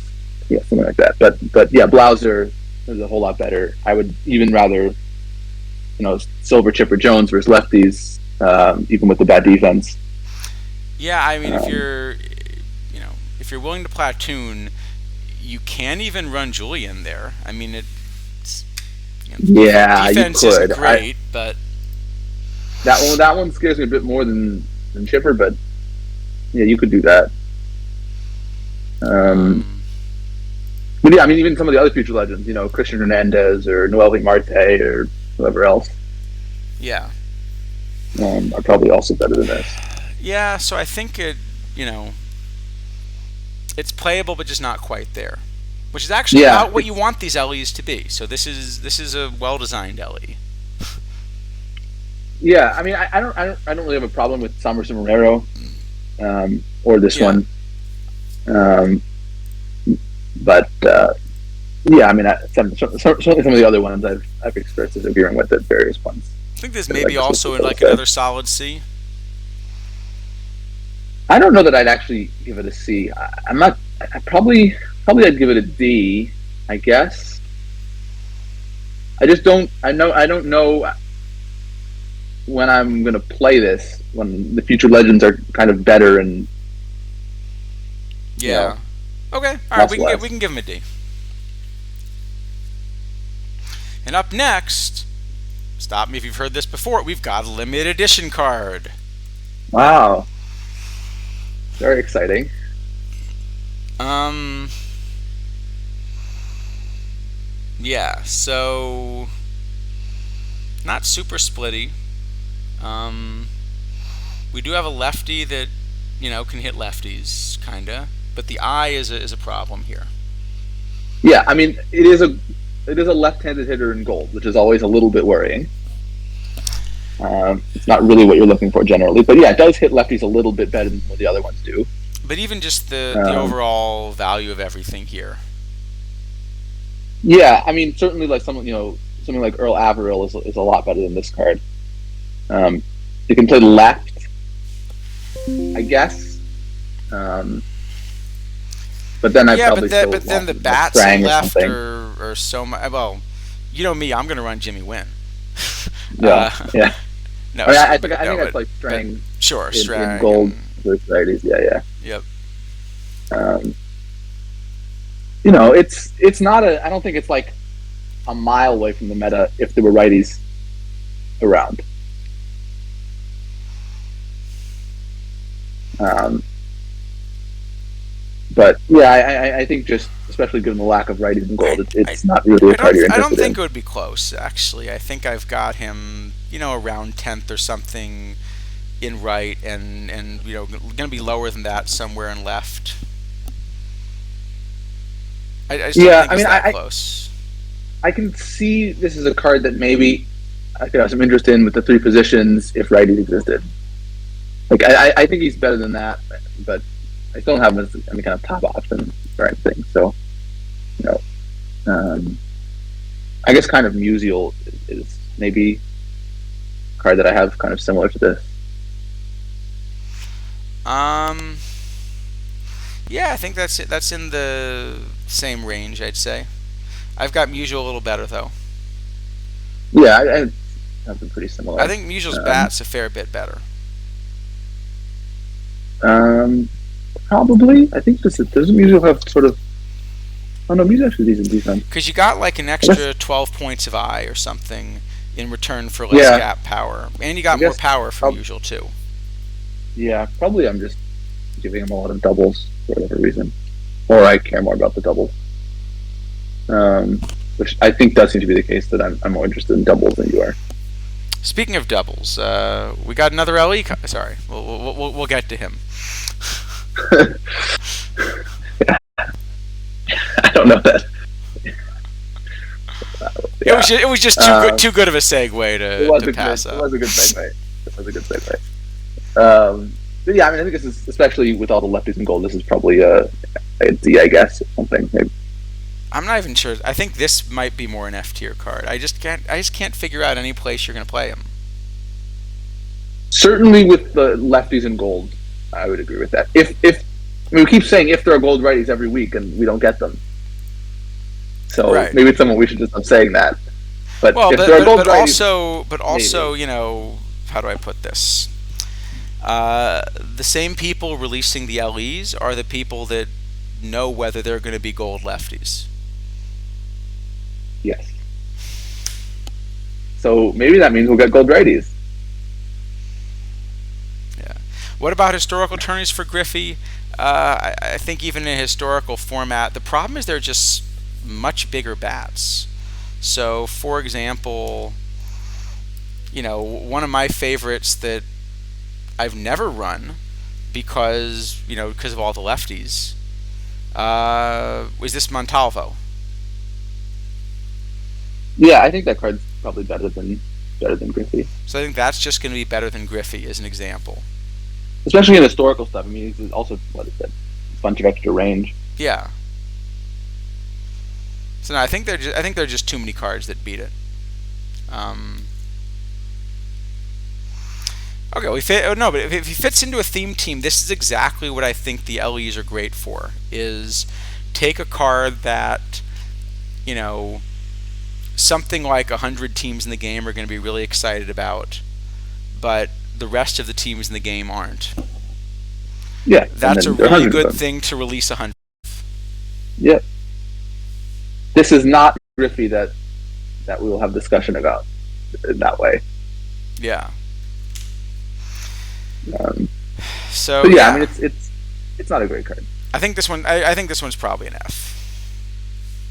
Yeah, I guess. I think probably it's a bit better. I think I might give it a D, but it's not a card I'm like going out to buy certainly.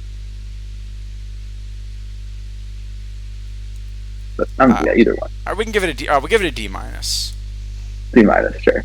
Split the difference here. I definitely would have given it an F, but all right.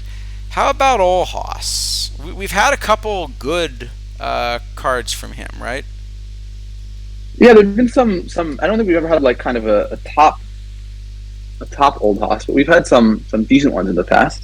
Yeah, I think there So was a 100 yeah, tournament edition yeah, yeah. I think at that's one the one I'm point. thinking of. So we do get 125 stamina. The good news is you can basically pitch him as long as you want. Yeah, I mean, I think this is the most stamina we've had since like way back in 19 or 20 when the game was still kind of in beta. Um, so that's appropriate, certainly. So that's the good news. The bad news is, although you can pitch him as much as you want, I think the amount you want to pitch him might be none. So I think what I'd say about this card is if you throw out all of the future legend and other starters that have like 75 stamina, and you say, I want, I don't know, 90 stamina or something, then I think maybe he kind of gets more interesting because so many of the good low diamonds are future legends. There are, but even there, I'm still not sure he becomes that much better for me. Yeah, so I guess Ben McDonald was 89, so I should maybe just not arbitrarily cap there, but when I cap it, say 80, seems like a reasonable idea. So when I cap at 80, I have him as the seventh starter.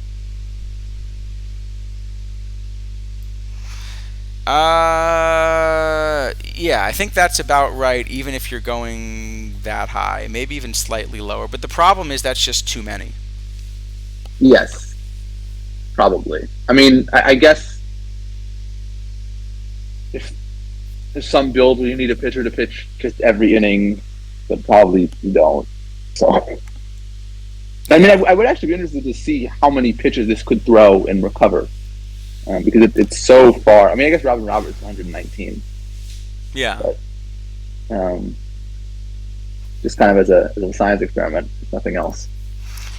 But I just don't think this one's going to be playable, unfortunately. No, I don't think so either. And this is kind of a good indication of the gap when you get to low diamond, because often we're looking at these and saying you need pitcher BABIP. Well, this card actually kind of has some pitcher BABIP, Yeah, I but mean, it doesn't have a yeah, ton, but but in low diamond you need pitcher BABIP and another feature at least to be right. interesting. I mean, I think if this were a gold, it would see a lot of play. Especially because he's a righty. Yeah, this would actually be a really, really interesting gold card. I agree. Um, And he does have a little bit of a bat, so maybe there are some no DH tournaments that you start to play a little bit. I guess but I think doesn't Partlow also and Red Lucas have bats? Yeah. All right. I think this is just probably unplayable then. Yeah, I think it's just an F. I mean, other than the fact that it's one of the diamonds you need from Rathis. Right. Is this a But draftable card? yeah, I think actually in drafts maybe it's pretty decent because it has so much stamina, and you're not as sure to finding good pitchers later on. So maybe this is more like a D for just because that draft value. Yeah, that's a good point. It does have some value in drafts. Let's give him a D I mean, for I don't think draft. I mean, I look, still don't think I'd take it over better pitchers, but It's not horrible in draft. Yeah. If you had him in a round with, just to pick some random people as an example, Zach Gallen and Takashi Saito. Yeah.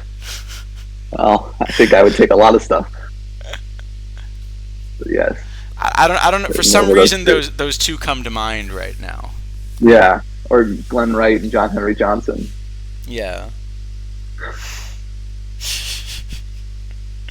Um, We've had some yeah. lousy drafts on stream, haven't we? It's not not the normal streamer luck. Is there a benefit to sandwiching him between lower stamina starters? I mean, it will relieve the pen some, but it'll only relieve the pen some if he goes deep into the game because he stays effective. Right. I mean, the thing is that also I think if that's a consideration, which I don't think is a bad consideration, you can run someone like Dave Brown, who's 101 stamina and is a much better pitcher, or Partlow is 83, or I don't know, Ben McDonald is 89. Yeah. So, I mean, maybe in a cap, but then you're not really trying to save your bullpen because your bullpen's bad. You just want to charge all the time. So, probably it's not enough. Yeah, I think that's probably about right. All right. Next up, we have a limited edition card. Wow. AJ Pierzynski. Well, we've got a low diamond catcher that's not as good as Mathis. This one, maybe this one's is better than, at least as good versus righties. I mean, it doesn't have an eye, but there's some bat. There's some bat, but there's a huge difference in glove. There's a huge difference in glove. I mean, and all you need is glove. All you need is glove. I mean, the thing is, okay, so in low diamond, I think you're only ever looking for a platoon because Jason Kendall is an absurd card versus lefties.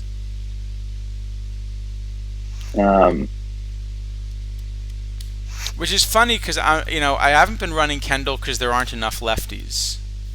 Right. I mean, that is maybe the issue with him. I mean, there are some. There's Partlow. Yeah. And Tiedemann, Dave Brown, even Vida Blue isn't so bad probably. But this for a catcher, this bat is amazing for his lefties. Yes. Although you know me, the way I like I'd rather run Hoyles. Okay, fair enough. But for normal people, this is a great bat. I don't know that Pierzynski is so bad as the platoon partner with Kendall. But I don't think it's a card that's worth going out and paying $50K for. Certainly. I just think there are other options. I'd rather run Dickey and have a much better glove. I'd rather run Romo. I think I'd rather run Mathis. Yeah, I mean, a lot of this is just everyone has their own secret catcher ability sauce. So I think I'd also rather run Tettleton, although that's close. Or I guess it probably depends on the era there. Yeah. Certainly, some kind of home run thing. Yeah, Tettleton's way better. It's actually kind of crazy because, this is actually the following are both true statements. Number one, my model has AJ Pierzynski as the sixth best catcher in low diamond. Number two, my model has Pierzynski as the best low diamond catcher. That's pretty funny, actually. I guess yeah. Depends how many lefties you think you're getting, because Kendall will be up there if you got a lot. But what's ahead of him are 3 golds, a silver, and an iron. Yeah. Not Petway? I've got Petway just behind him. Okay. Yeah, I mean, I don't know. I don't know that this is Pierzynski is like a completely unplayable card, but I don't think it's a card I'm interested in playing, really. No, and I guess in this case, as an LE, there's no draft value. Right. Also, you're not really going to draft a one-way catcher anyway, unless you have Takashi Saito and Zach Gallen. No one would ever do that. Yeah, Never, never. it's impossible. Do you think that's such a bad round? Yeah, must have been a misclick. Must have been. Yeah, but we should try to study this. Like click on the submit picks button properly. Maybe it somehow Yeah, yeah. gets you better cards. Um. All right. So yeah, I don't know. I think probably Krasinski's like a D, I guess. That's fair. All right, we'll give him another D. All right. Chris Davis, we've got an actual packable. Yeah, that was interesting. I wonder why I was trying to autofill that stuff. Good bat against righties. Very good bat against righties. Yeah. Not really a good bat against lefties. But it is a righty heavy meta. Yeah, so I mean, I have this as the best bat versus righties as a diamond. Me too. Yeah. And I think I have it. I think it was second behind Gehrig and Diamond. Let me just double check. Yes. Actually, no. Sorry. Second. Sorry. Versus righties, yes. As a two-way bat, I still have him up there because of how many righties are in the meta. But I'd rather run Ted and I'd rather run Fox. Certainly, I'd rather run Fox. I think I would rather run this card than Ted because at least it has some defensive utility, even if Ted is maybe a very slightly better overall hitter. Yeah, I mean, I think I will end up running this one instead of Ted, probably. It's too bad. I was kind of getting all excited about getting to run Ted, but I think this just kicks Ted off the roster. I mean, you could run both, I guess. You can play this at first, but if you have Fox, it's not going to be an option. No, I think I want to run Fox both ways for low diamond. I mean, could you play this at third? Is that so ridiculous? Fox or Davis? No, Davis. I think isn't Fox at least? I'm trying to remember. I think Fox is worse at third. I mean, Beatty probably is the one that makes that not work, but it isn't so ridiculous to try to fit all the bats in. Yeah.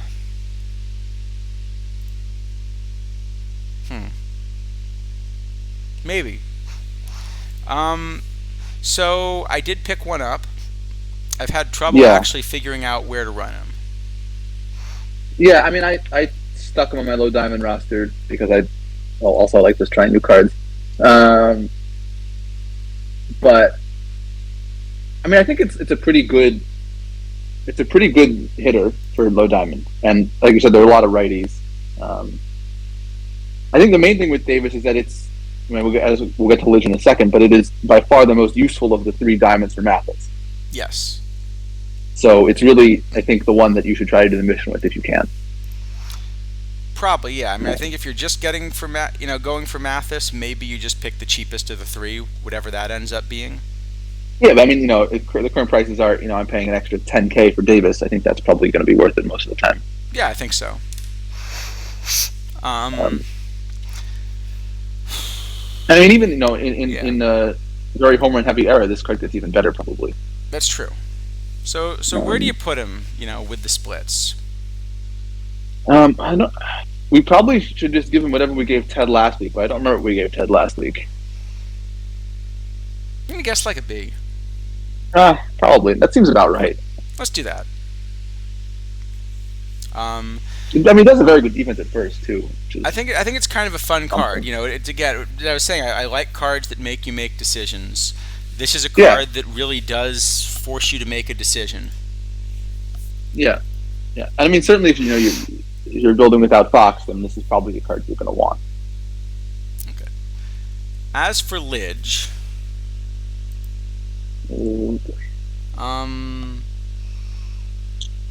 this is not the card you want. No, and this is peak Lidge, so we're not even getting a better one. Lidge was a good reliever for many years. So it's a bit unfortunate to kind of see him get a card like this. Yeah. And there isn't even a good Pujols in the game yet. No, there isn't. I'm sure we'll get one eventually, but Uh, yeah, I mean, this card is just not really even kind of anywhere close to anything. Um, I really have a very hard time imagining any kind of format where I'd be interested in running this. No, no, I think this is just an F. Yeah, it's just a very bad card. All right, let's go on. How about Greg Maddox? Not a peak Maddox, but a perfect Maddox. Yeah, which is definitely relevant. I mean, we're very likely to get a better Maddox at some stage. Pretty much every year, Maddox is one of the best pitchers in the game, so it's very likely that we'll get another one. 121 control, 116 homer prevention, pretty close to flat splits. 86 P BABIP isn't quite ideal for kind of a high-end card, but everything else is good. Yeah. And you're willing to put up with the lower stuff if you get enough of everything else. Yeah, I mean, I think, like Robin Roberts has been a card that has kind of worked out all right, even despite, a lower P BABIP. And this is a lot more home run prevention than Robin Roberts in exchange for a little bit of stuff. Yeah. And they're already seeing a few. Let me see how many are in Perfect League. I'm guessing there are a number. 6 already. Yeah, so I mean, kind of as pitchers go, I'm just talking for league here. So I have Koufax at the top. I was saying not doing badly. Yeah. So Koufax is, everyone agrees Koufax is first. I have then Page second, if you think he's a starter, which, I think he is at the moment, maybe not in the long term. Yeah. And then Maddox is kind of in the jumble below that for me with, Paulette and Alexander and Joss. And I'm forgetting someone now off the top of my head. But there's another one. I think there are 5 in that tier. Yeah, maybe there's. I can pull it up. Maybe there's that new Braxton or something. I think I had him a little lower. I don't know why I'm blanking all of a sudden. I can pull it up in a second. Rogan. Rogan's the one I missed. Oh yeah, bullet for sure. Here. So here's how the Maddoxes are doing so far. And perfectly, this is pretty solid. Yeah. I think kind of if you're going to compete in Perfectly right now, you kind of want 5 of those 7, ideally, and 2 of them are very hard to get because they're LEs and they're no longer available. So I have Maddox as the top of that crowded tier. Yeah, I feel like I'm kind of splitting hairs with those 5. It's funny because I heard from Kidneys right after I did Laptop Hound stream asking me how I could possibly put this Maddox that high. So I think there's some other models that are going to disagree here. Yeah, it's definitely a car that's going to cause some mild disagreement with how kind of extreme of a profile it has, with all the giant control and home run. But yeah, I think it's a card that is going to be interesting as a starter and perfect. Yeah, I rock this. I've got him ahead of Joss by a little. Yeah. Yeah, I have all those 5 very, very close to each other. I'm not enough confident in my model to split 0.03 of ERA or whatever it is. I don't have to be that confident in my model because I don't have most of those cards. Well, yes, that is a problem. I think there's kind of 7 starters you want perfect right now, and 2 of them are not acquirable at the moment. Right. Well, you noted. You can see what I'm running. So. Yeah. You have 3 of them, which is great. I have 3 of them, and that's why I'm running a 4-man rotation. Right, and I think that's probably what a lot of people have at this point because Mag just came out and Polet is brand new. Yeah.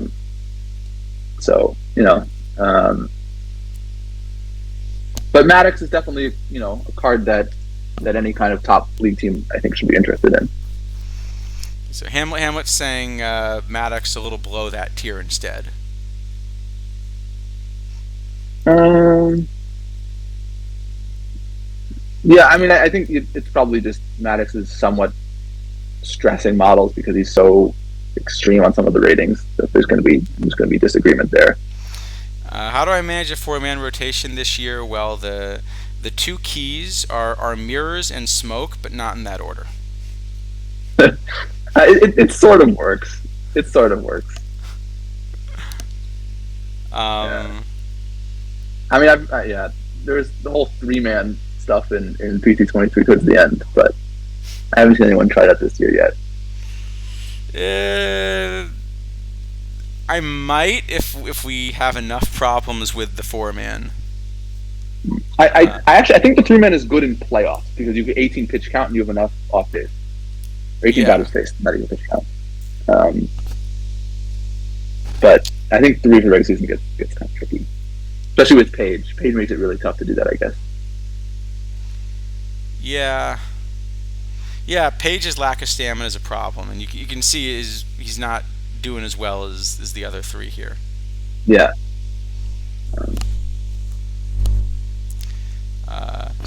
But we are very much holding this together with smoke, mirrors, and I was gonna say a defense, but actually, like,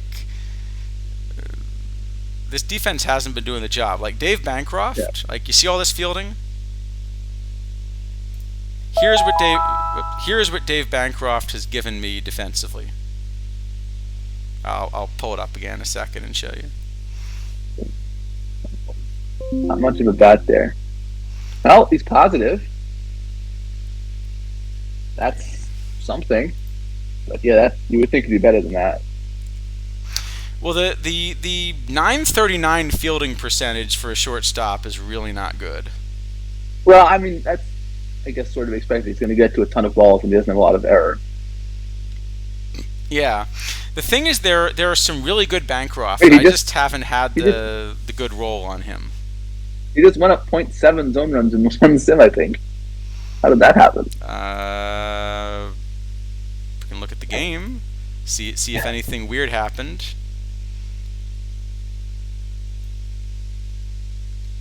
No, we didn't give up a lot of hits. Okay, we only gave up 2 hits, so clearly Bancroft, was just all over the place. A lot of them, I guess.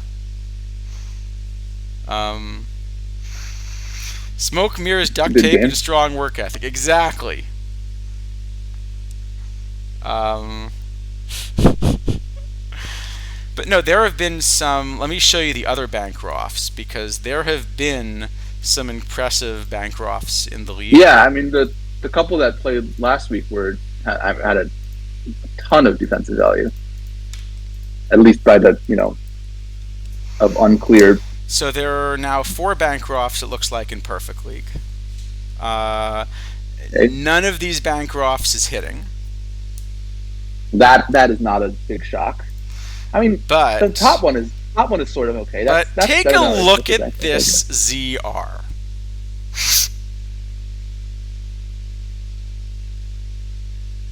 Yeah, that's good. That's fairly good. That's a big number. It's a big number, and also the game doesn't do a great job of neutralizing it, so it's probably actually really higher than that anyway. Yeah. That is a big number. I'm trying to think what the highest ZR I've seen. Oh wait, the records are back this year, right? I'm curious if they have a ZR record. They are, but I don't know if it does ZR or not. Where are the is it Universe? Do you remember where it is? Here, team and player records. I think it's in. Maybe I can find it. No, there's no ZR. Okay. Oh well. But they do sort of work. Yeah, I reckon the ZR doesn't save correctly over seasons. It just gets it gets set to some like random number, right? But you have to just count it up outside the game. Yeah. And probably do a lot of adjusting to it because the game doesn't really do a good job. 46.1 was what league level was that in though? Because at the lower level you can maybe get a bigger gap.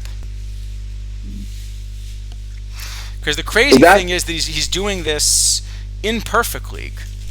So, with what should be all pretty decent defenders he's competing against. Yeah. Yeah, that Diamond Simmons in 21 was like it did some absurd amount of range, right? I think I remember that card. It was a very good card.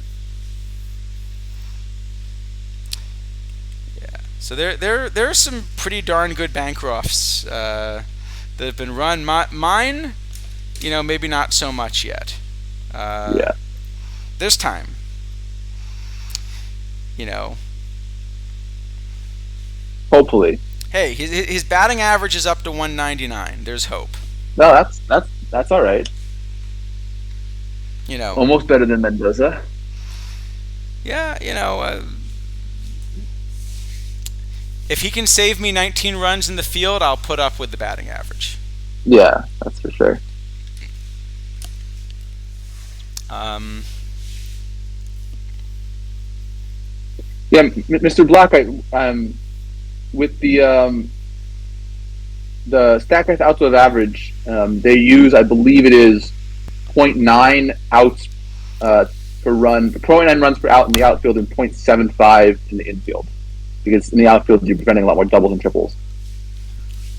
Yeah. Something like that. So, anyway, as for the Maddox, where do we rate him? I don't know. I mean, I guess it's probably we gave Polet an S last week, and we're kind of saying this is pretty similar to Polet, right? So I guess if that's the logic, using with an S, but I think the big difference is this is a righty though, so it's easier for the righty to get knocked down in the meta a bit than the lefty.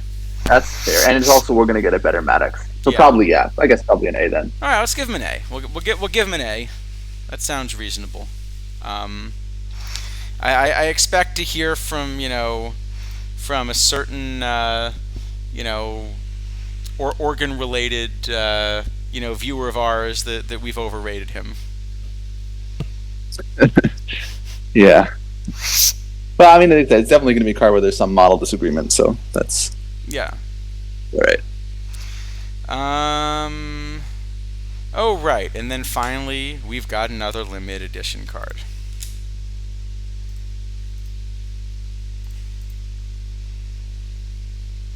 And just like the other 5, this one probably won't play either, right? Yeah, well, this one won't play on my team. This one playing on your team? I wish. I thought about it. I did actually think about it. If it was a mil and not a mil and 3/4, I probably would have bought one. I would have bought one if I had the points because I'm in go for it now mode, but I'm 1.7 million short. Yeah. So this card is good. Yeah. This card is better than the PTCS Yastrzemski. Yeah. That you spent a month to train to get it to be worse. Correct. Well, and I think that was part of why I was, we had this discussion. I was sort of saying by the time you train him, you're not going to get much use out of him probably. Yeah, I mean, I think I didn't win one, but if I had won one, I think I would have done it. That's training Yastrzemski anyway, because basically I would think at some point in the future that center field will be very useful as a kind of backup or sliding over from left at some point. Yeah. But yeah, I mean, this is a lot better. This is the best center fielder in the game by a lot. Best center fielder in the game even versus lefties by a lot. Yeah. Even though it doesn't hit them very well. Sure. Well, it's an inner circle Hall of Famer being released very early in the cycle. Right. So, from that point of view, I mean, Griffey has not had great cards every version of this game. But yeah, I mean, this is really, everyone can tell the card is really good. It's not like this is, some kind of, model special that figures that out. Yeah. So it's really just kind of another one along the lines of Koufax where, we've again made kind of the best position player in the game a very limited supply card. And in doing so, you've invalidated tournament winnings, and with the spotlight packs, you've invalidated ripping normal cards. Yeah, I mean it is sort of interesting from an opening packs point of view, because I feel like now you're basically incentivized to just wait for an LE that you want, and then just rip all your packs for the LE. Yeah, but I mean the problem is that in doing so, we've basically killed the tournaments, and I think, look, as much as we go back and forth with some of this stuff, there are a lot of sharp managers in our community. And, one of the things I'm already seeing, weeklies are not filling right now.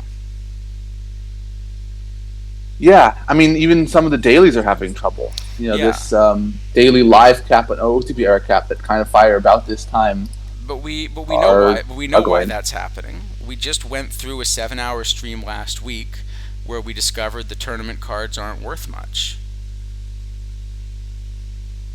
So you have tournament cards that aren't worth much, that people don't want, and this, I think, correct perception that the best cards in the game are going to be LEs that are unobtainable unless you're putting a lot of cash into the game.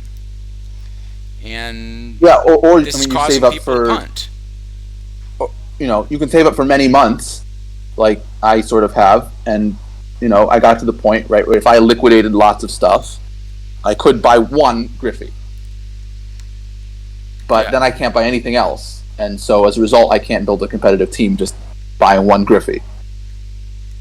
Yeah. Oh, good to hear the sound is better. I'm glad that helped. So, it's kind of like,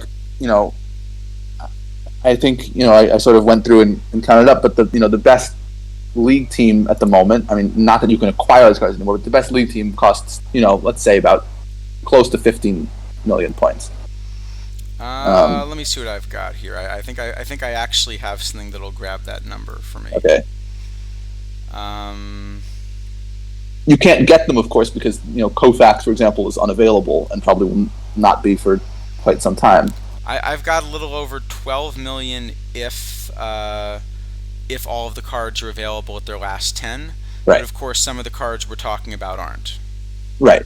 Like this one. I guess this one actually is right now, but Kofax, for example, there's not many copies, and the managers who have them spent a lot of points to buy them because they wanted to play on their team, not because they wanted to sell it in a month. Right. And so it's like, okay, even if I can grind for a month, 2 months, whatever it is, and make the amount that would be required to buy a card like Griffey, there is no point for me to do so because I can't buy all the cards I would need to make it worth buying Griffey. Right. And also, let's just be frank here. You're one of the most successful tournament players in the game. And so I do all right, yeah. And so that means, as far as the resources available to you without, as a free-to-play player, you're going to have more resources than almost every free-to-play player in the game. And you're still drawing these conclusions. Yes. Like I said, if this is kind of a card that's, if I think I can acquire the whole set, right? Then, okay, I might try to go for it. Even if it means kind of blowing all of the kind of stuff I'd like to save to have flexibility in the future. But I don't think it is realistic for any free-to-play player to get into that position, unless you just have the most absurd pack luck imaginable. Right. or you win, I don't know, some just extreme number of cards somehow. And Like you have to get and if you're ripping packs at that level, you're actually probably making other bad decisions. Well, especially because live spec doesn't exist anymore, sort of, and that was one of the ways that you got a lot of points back from this sort of idea of just rip a ton and then make it back at the end of the month. Yeah.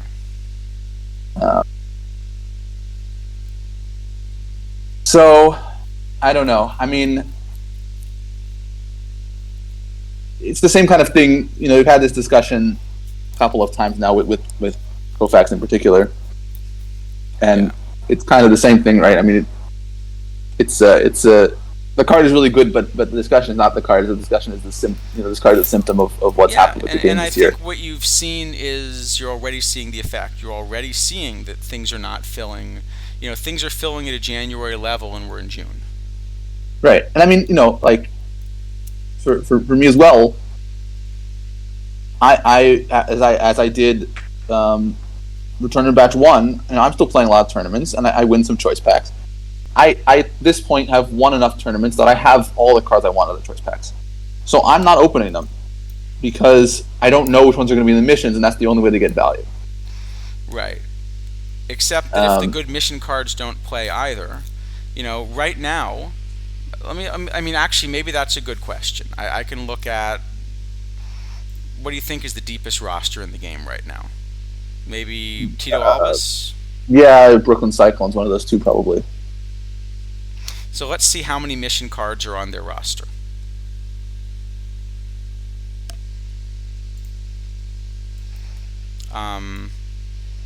So we've got Betts as a mission card. Gibson's a mission card. Yes. Simmons is a mission card. Wells is a mission card. Is that 4?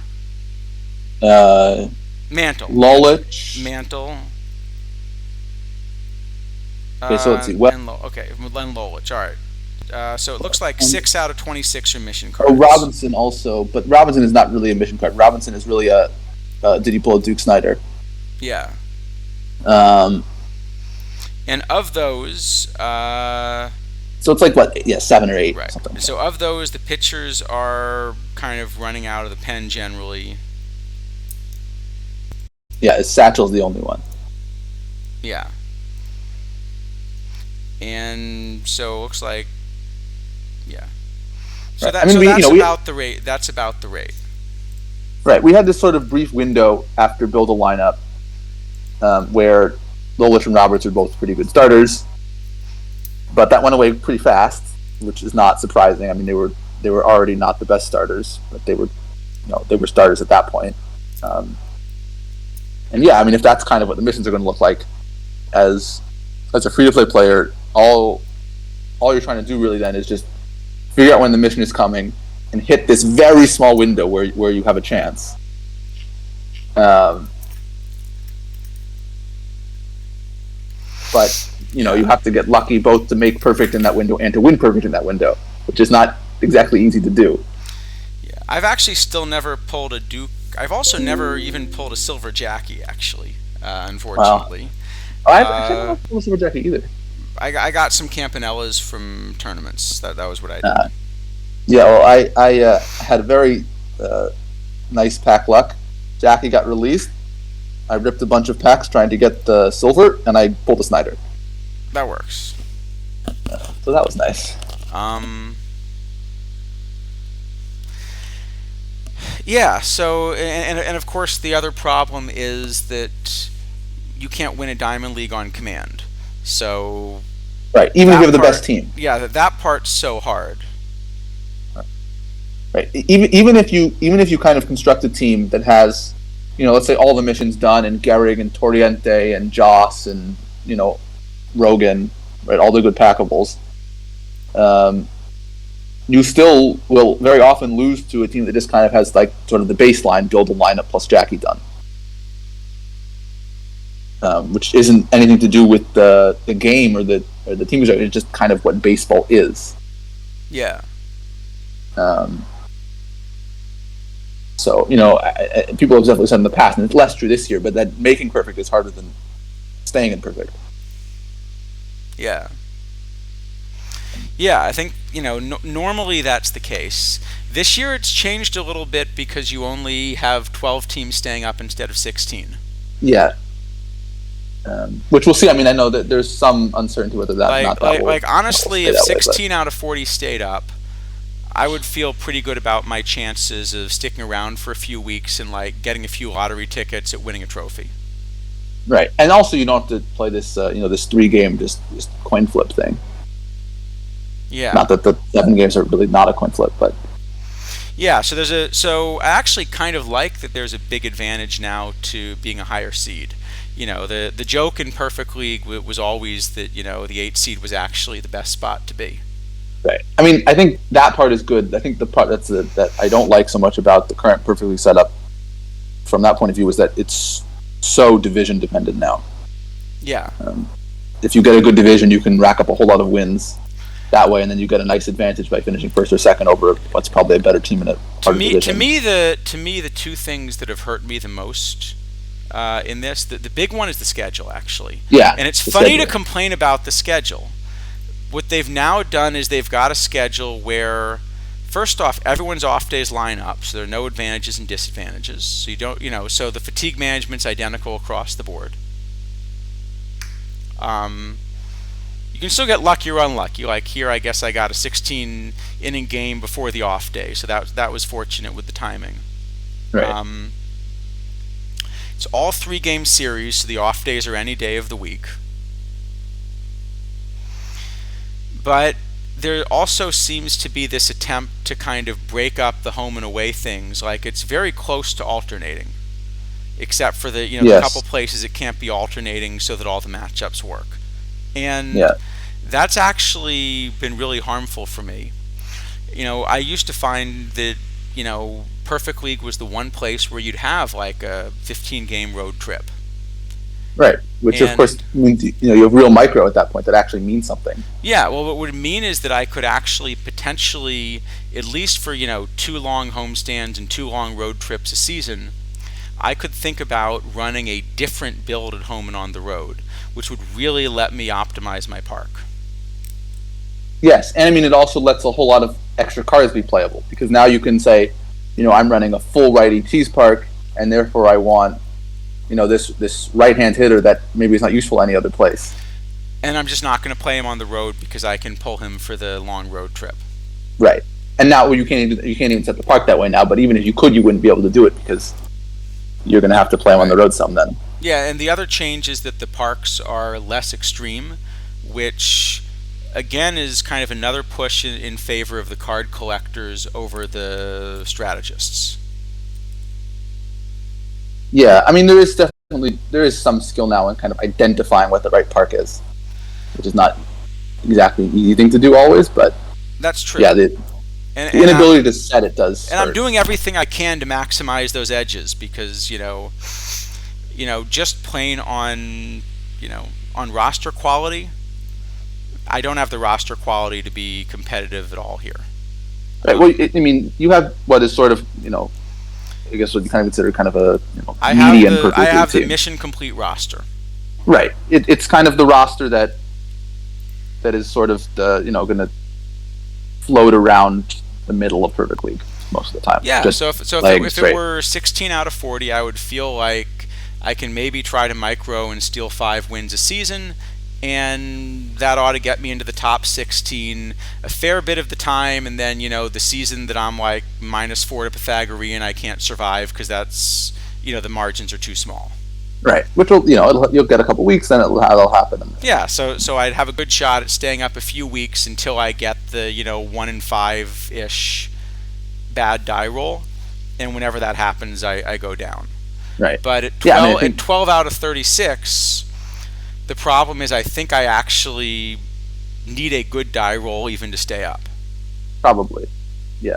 And I think the only way that's something like that is a kind of a long run in Perfect League for someone without all the cards is if there's some card. I think like Ricky Henderson last year, where it took a bit for the community to kind of identify this was a very good card, and if you could do that quickly and build your whole team around it, you got a really big advantage for a few weeks. But the Yeah, community is generally pretty good. It's very hard to get a card like that. yeah. Um, no, I think that's right. And I am pulling out all sorts of tricks here to do what I can. As everyone noticed, for example, I don't know how many people are not running a 5-man roster in Perfect League, but we're one of them. Um, Yeah, there are a couple. At least it were last week. yeah, if you ask how bad the parks are, we can look at some of these parks. Ballpark. Yeah, there are some interesting ones. I mean, I think Let's look at the modifiers instead. I would really like to be able to export them. That would be a very nice feature that would be really helpful. Yeah, or maybe at least kind of sort. Sort, yeah, something. Because right now it's just scrolling through this giant list of small numbers. But some of the interesting ones I've seen run, I've seen a Coors, is kind of a common one. If people just kind of want the homers. Actually, this KC Municipal Stadium's interesting. Yeah, this was that one. No, this one. Here, I think I looked at there's it. no good way Oh, to it's the highlight it. giant Babbitt one. No, yeah, okay, I remember this one. Yeah, BABIP, but home run suppressing. yeah, Um, yeah. I mean, there are some interesting ones, but none of them are really to the level you could do last year. no, you have to sort of think about how to build around them. Actually, the thing that I have been disappointed. So there's some things I like about this more realistic system. The one that disappointed me a bit. So actually, last year I sort of pretended to play in the Baker Bowl, and there's a wonderful. Let me see if I can find the link and put it in chat because there's a really wonderful community initiative for ballparks. Yeah, so some of the modding stuff people do is really quite good. Yeah. I don't know if you have a link. I can find it otherwise. I don't use any of the park stuff, so I guess it doesn't work now. But Let me see if I can find it. But yeah, I used to kind of be able to, use that to kind of get the ballpark to look nice. And there was a really nice, old Baker Bowl mod. But the Baker Bowl here isn't using that. It kind of looks like Perfect Park. yeah, So, I think I'd like to be able, even if the default appearance is still the default, I'd like to be able to customize that and kind of throw in one of these really nice historical parks, from the mod community. yeah, that would be really kind of interesting. Even if you couldn't change the modifiers, just to change the appearance to look. Yeah, How even you, if how it's you just the want it. appearance, because it just looked fun, and they were really, really well done. Like it was one of the nicest features I found. Mhm. Yeah, it's sort of unfortunate because I can't imagine that was an intended part of this Here, change. I'll at least put a link to the forum where you can grab some of these. Um, but yeah, there's so many of these really good community ballparks that I'd really like to see at least some ability to bring them back. Yeah, that would be great. Even if I can't change the modifiers. Yeah, I mean, I do think the kind of the ability to set the modifiers was probably better just from a point of view of being able to kind of try more different sorts of builds and use different cards. But there is some decision making here, so it's not. I don't think it's the worst system in the world. No, I think it's a neat idea. I do think that kind of trying to add a little more realism to the game like works nicely. Yeah, So I do like that aspect of it. But it's just that I do kind of also wish there were a nice way to support these mods because yeah, they that do a would be great good. job. Um, Would be good. but yeah, I do worry a bit about the direction. I think this content set is nicer than some of the ones we've had. There are some more interesting things in there, but there's still real balance issues. Like, as much as it's fun to have a Mathis that I think is this incredible card, I think having a card that's that overpowered actually takes away some of the decision making. Yes, I completely agree. Um,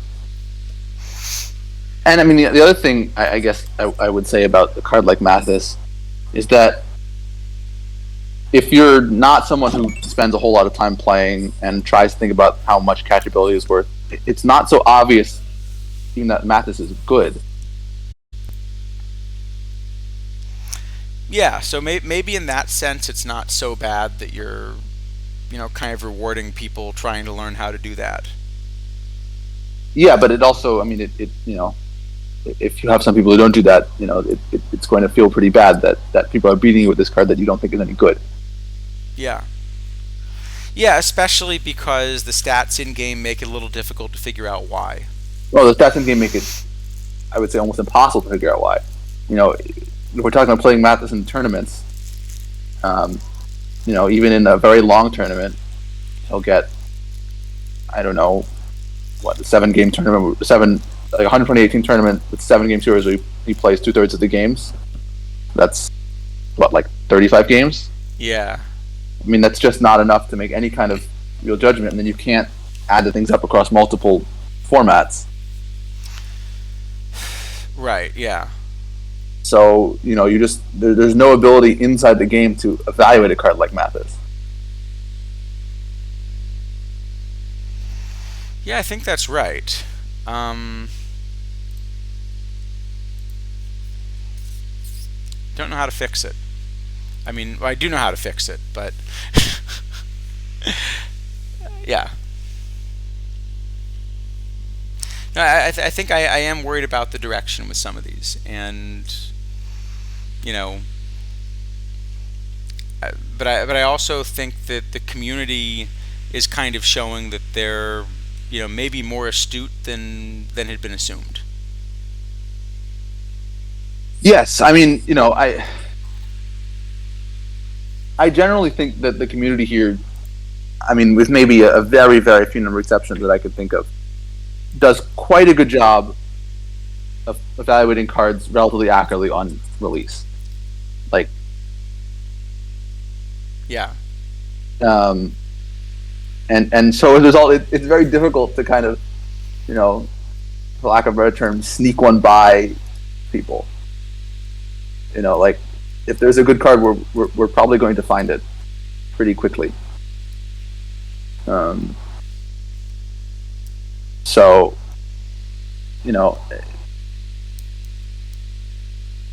like,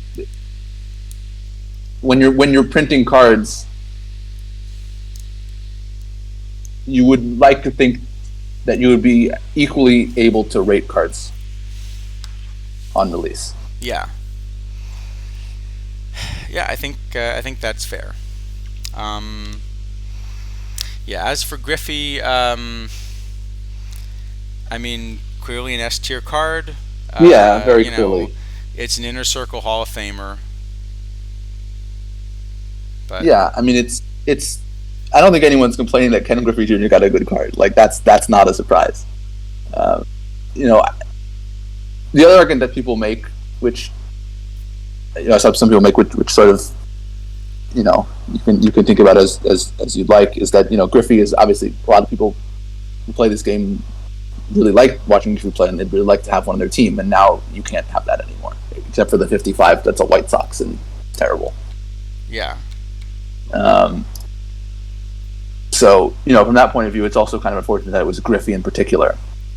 Does the introduction of BABIP and PBABIP hurt the diversity of rosters? It breaks a lot of fundamental things about the way the game works, but the reason you're not seeing diversity of rosters isn't because of the model itself, I think. It's because we're not releasing cards that make sense for the current game engine.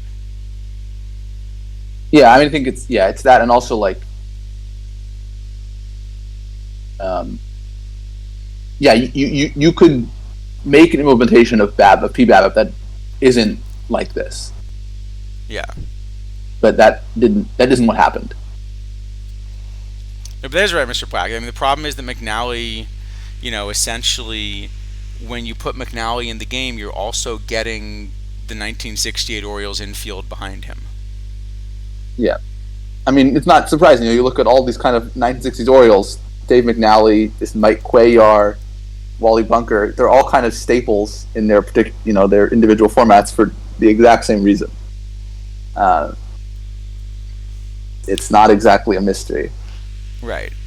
And, so I don't think it makes sense for a game that, really has been built on, getting a lot of the sabermetric stuff really spot on. And then you're kind of doing this in a way that breaks a lot of that. So I don't think it was a great plan, but within that plan, look, if the community can recognize what are good and bad cards, the community could also, design cards which, kind of are in that gray area, right? Yeah, or at least, I mean, you're always going to miss some, but at least do get them closer. I mean, you've seen on this stream that, Isidafo and I, we each have models, we each play a lot of tournaments, we don't agree on all the cards. So I think there is a gray area where you can find a bunch of cards where different managers and different ways of looking at it, are going to be reasonably competitive, making different choices. Yeah, absolutely. I mean, I see all kinds of teams doing well that I don't always think are good or aren't what I would run, but they do well consistently. So something must be going on there that is good. Yeah, and that's great. But the way you do that is you aim for, kind of challenging players. In other words, if you're asking what's the problem for the diversity of rosters, we gave Mathis an S plus rating here. Okay, the card is wonderfully powerful. But it's going to hurt the diversity of rosters because what you've done is you've essentially given us a card that is such an obvious choice that you don't have to make a decision. You just have to buy the card and stick it in. And that's the same thing with this Griffey. You don't have to make a decision. Buy the card and stick it in, or don't afford the card and suffer for not having it. But there isn't an in-between. There isn't actually a decision there. The decision is either play Griffey or don't have Griffey. Right. And yeah, like from a large majority of the players in the game, affording a Griffey is not realistic.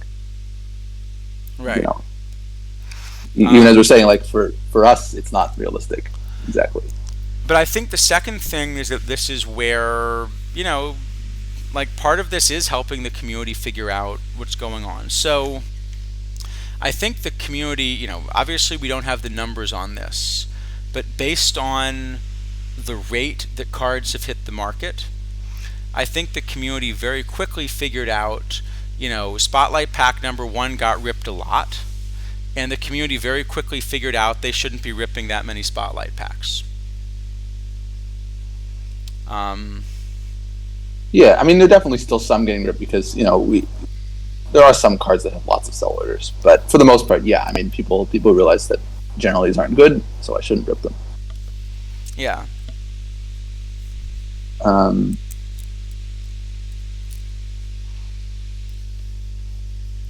And that's, Yeah, I mean, so Kazkan, I think the problem is that that's a conclusion a lot of people seem to be drawing, and I don't think that, so certainly that's not the conclusion we'd like people to draw. The reason we're doing a stream like this is, to try to help out people that don't have their own models but want to have fun playing PT. But I do think when we see decreased participation, I think that's a big part of it, is they're kind of aggressively, telling players that if you're not willing to put the cash into the game, there's a limit to how competitive you're going to be. Yeah. I mean, the thing is that the decreased participation hurts everybody. It doesn't just hurt people who are playing less because they want to play and don't feel like they're able to compete. It hurts people who still want to play because they don't have anyone to play against. Not as many people play against. And we saw this last season. You remember when the Otani came out and it was a must acquire all mission.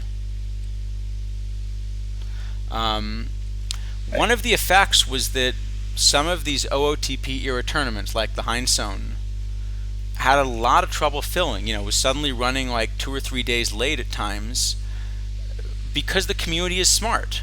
The community just understands that if you've got a card that 10 people have, and you basically can't win unless you're one of those 10 people, why should I compete against them and use up my slots and time and effort doing that? Right. And then of course that also feels really bad for the people who did go out and do this thing, even because they can't use the card that they spent all this time and effort acquiring.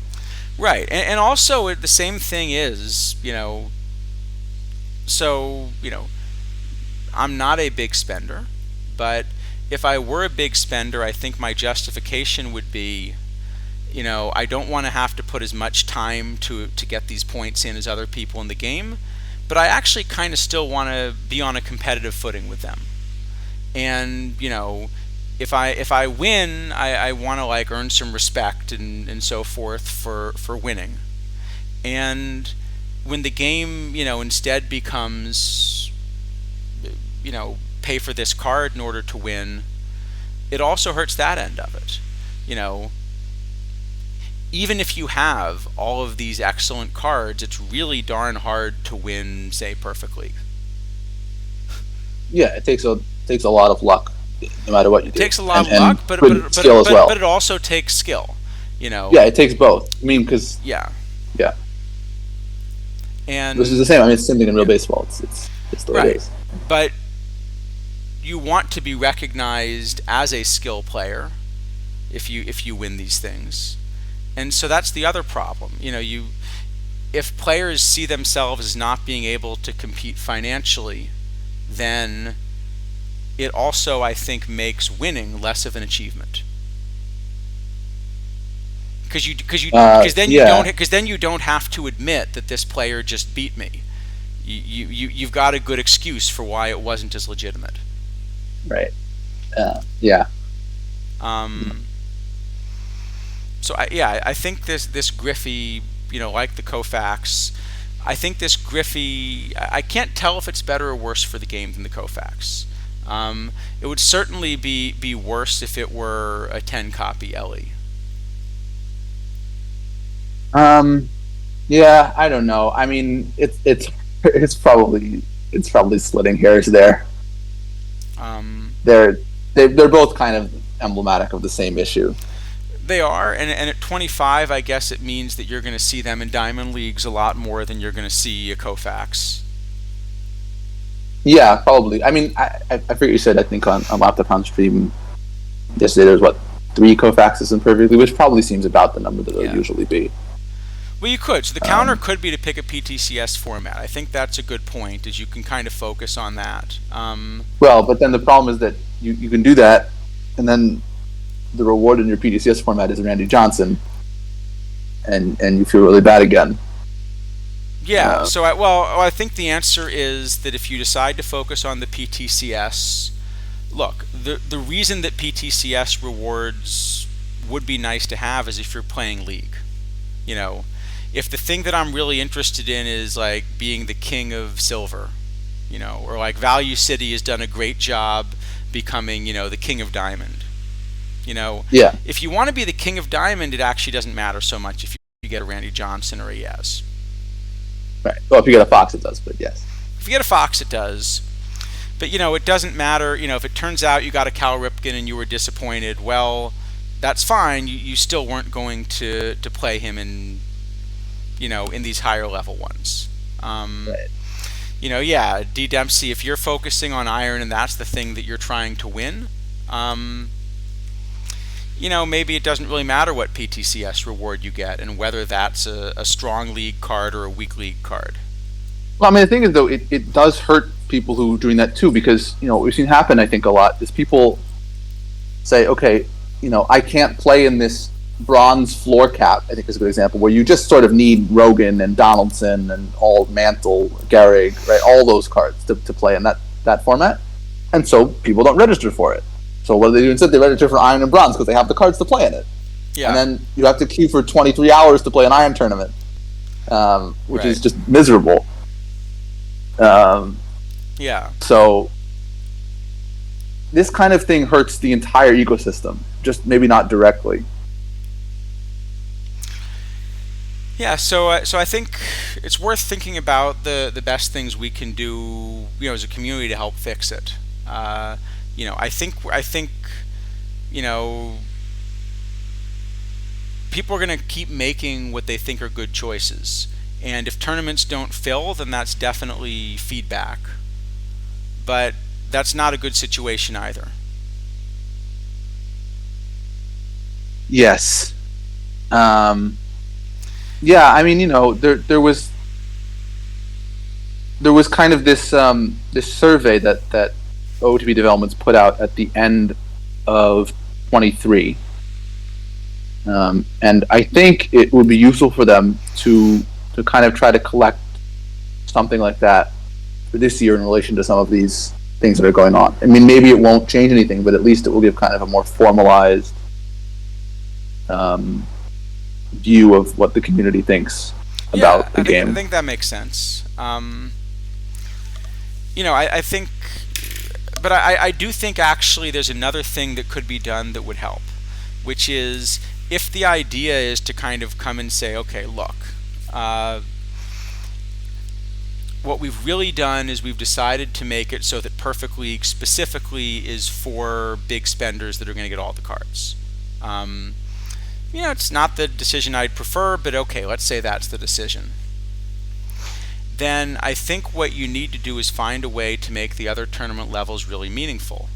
So just like we have, a Perfect League stream each week for the World Series, maybe there should be a stream for some low-level tournament.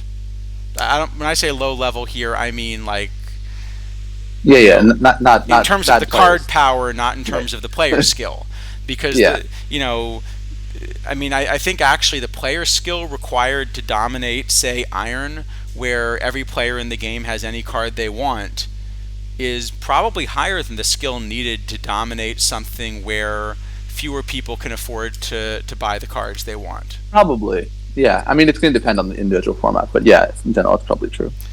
But pick some accessible formats and just sort of say we're going to stream one of these each week, and we're going to really advertise some of these other things that make the tournament format exciting.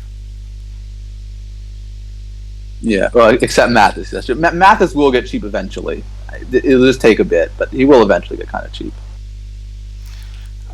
It could help if there were more daily tournaments, but I don't know how much that'll help because I think people are just choosing how to queue up for things basically. Yeah, I mean, I think something that would help. I mean, they did already a little bit in the first refresh, which was great. Is to just have not that many tournaments where perfects play, or a lot fewer, because that's really what ends up making people feel like they cannot compete. Is I don't have Lou Gehrig, I don't have Bullet Joe Rogan, I don't have Ken Griffey Jr., I don't have Sandy Right. Koufax. The diamond stuff, even though Jimmy Fox is the most expensive card, he costs 300K. Most people, if they grinded for a long time, could make that. Yeah. But 1.7 million is not that. I mean, and if all you're missing is a single card for the format, you still can kind of compete. Generally, you're just at a bit of a disadvantage. So whoever was asking, by the way, about the image quality, I can work on it. I do notice they give me stats on the stream, and I just hit 10,000 frame drops. Ooh, wow, So a lot of F. yeah.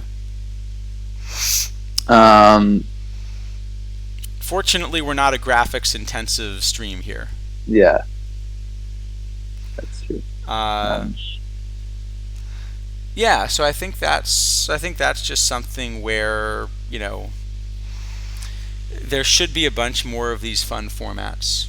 But I think also if you want to get tournaments to fill, I think maybe if the goal is to reserve Perfect League for spenders and kind of make that more important to winning the trophy, but you still want tournaments to fill, then maybe a good compromise would be, finding a way to put the spotlight on some other tournaments each week in addition. Yeah, that would help. I mean, also, obviously the rewards are always going to be kind of the thing that drive tournament participation. The reward to kind of ability to compete. And I mean, especially some of these dailies where you can spend 6 hours in tournament and you finish second, you get 2 historical packs. Right, but we're stuck now because we just released Tournament Batch 2 and it's useless. So the tournament cards are not going to be playable for the next few months. We know this. Right. So there's a couple, but yes, for the most part. So the question is what we can do to still make tournaments a draw. And I think the thing that we can give, without, the thing that we can give for free maybe is attention and maybe is, notoriety. Yeah, I'm sure that would certainly, the like the TWIP draft, for example. I mean, it's not a high EV format. No, but people have been playing it forever, and it fills to 256 instead of 128, and it fills early because people like the idea of getting to play on stream and kind of getting some attention for doing well in Perfect Team. Yeah, I mean, I made the finals 1 week of this thing back in 23, and it was very exciting to watch it on stream. Yeah, like it was fun, and that was great. So yeah, that could definitely be something where or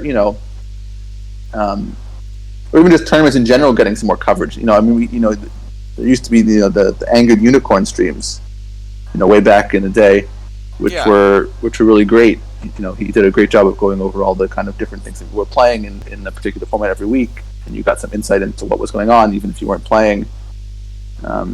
I think tournaments are a big part of the game, probably the biggest part of the game, really, and they don't, I think, get the attention that they necessarily should always. Yeah, and Laptop Pound, that's a good point. That you kind of run these 16 team quicks, and look, the 16 team quicks, for drafts, say, are really bad EV. Yeah. So anyone that plays in those, they're doing it entirely just for the fun of kind of like getting to be on stream and getting to interact with some people. And they always fill immediately. Now part of that may also just be that you're a really good streamer as far as drawing people in, so there's some skill there too. But I think part of it also is, kind of getting to be on the big screen and all that. People take a look at your team and see what you did. Yeah, and it's fun to watch. I mean, like I don't, I play so many tournaments. I don't usually have time to go watch individual games that I'm playing. So it's fun to see the roster you put together play. I mean, aside from anything else. Yeah, exactly.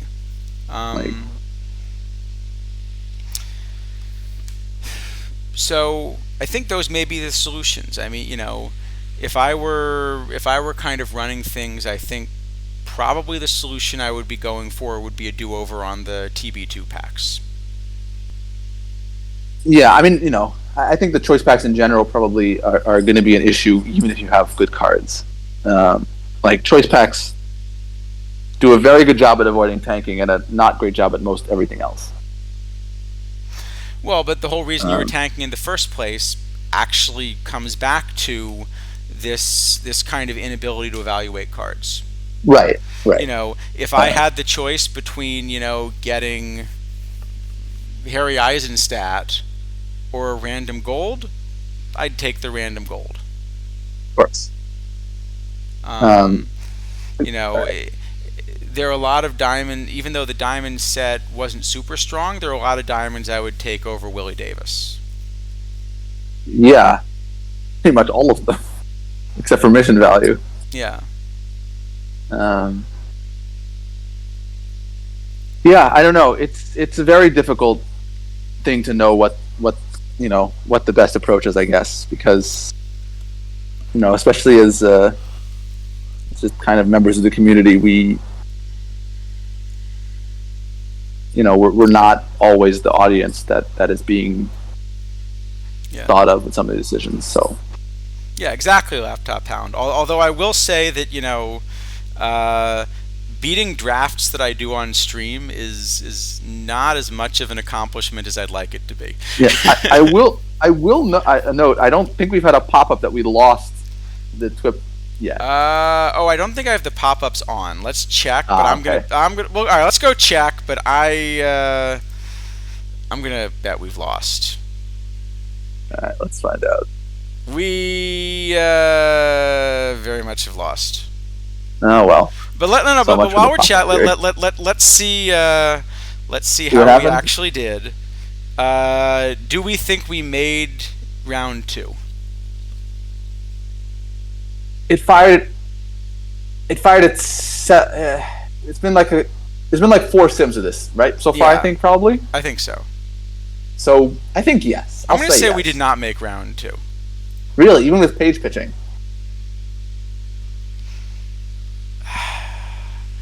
Maybe. We definitely didn't win with Zach Gallen. Definitely. Well, I don't think Zach Gallen. Well, he would have pitched this next upcoming game, so that's definitely Yeah. not it. All right, let's So see. D Dempsey, unfortunately, the problem wasn't whether we took the draft seriously. The problem was we ended up actually drafting a live Zach Gallen and a relief pitcher in round 2. We tried our hardest. It was just it was not to be with this one. No. Still loading. This 256 always takes so long to load. I guess because it's got to load 256 teams and all the player cards Yeah. and stuff. All the images and everything. And I guess this is the first time because I haven't loaded in it before. And Yeah. all right, so we're up to Slow. round 5. So we did make round 2. Okay. Very nice. We made round 2, and that was not such a good performance in round 2. Okay, well, Page did his job, so we can say that for ourselves. And Zach Yeah. Gallen didn't have to pitch. Yeah, Dukeston, I did draft a Mathis the other day, and I won the draft. I drafted Mathis. So The main problem with Mathis is I think usually I'm going to have 2 catchers before Iron. yeah, Because I'm in not fact, going to take the risk. I had also drafted Josh Gibson in that draft, and I moved him to first base so I could play Mathis. Nice. That's the way to do it. Yeah. All right. Like I guess before we wrap up, we do have to give this Griffey a grade. Well, I mean, I think if we're grading the ratings, it's not so difficult. Yeah. If we're grading the effect on the game. it's a lot more difficult. It's also not so difficult. Well, you could argue for a D. Yeah. Let's give him an L for limited edition. How about that? Sure. We'll give him an L. You give him a dollar sign? Is that? That sounds good. We'll give him a dollar sign. Yeah, it's like an S, but not quite. You know, hold on. I'm in Europe. We're gonna give him a euro. Okay. Sure. I think that's fair. You know, it is an excellent card. Is it worth 1.7 million or whatever it's going to cost you? I mean, it is if you have all the other ones, probably. Yeah, I mean, you know, if you're playing at a level of I'm about to have a shot to win Perfect League or something, it probably is worth going for it. Right. Yeah, I like it. It's dollar sign tier. Yes, dollar sign tier. There have been too many cards in that category, fortunately. Kazken, I don't know what it would be right now. With the big PP package at the start of the game, that was what, $500 for 2.5 mil? I think for 2 mil. Is it 2 mil? Okay, so yeah, $400, I guess, or so by that reckoning. But certainly a lot more right now if we just went out and spent for it. $100 for 175K. So about $1,000 if you were to buy the Yeah. points right now.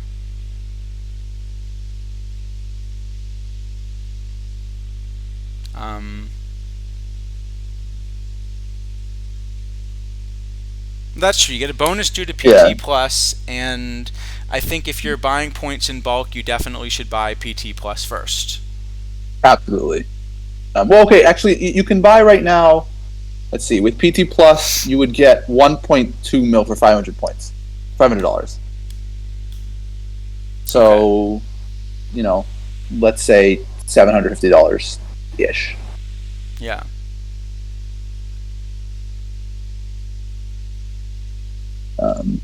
Which is still not an insignificant amount of money.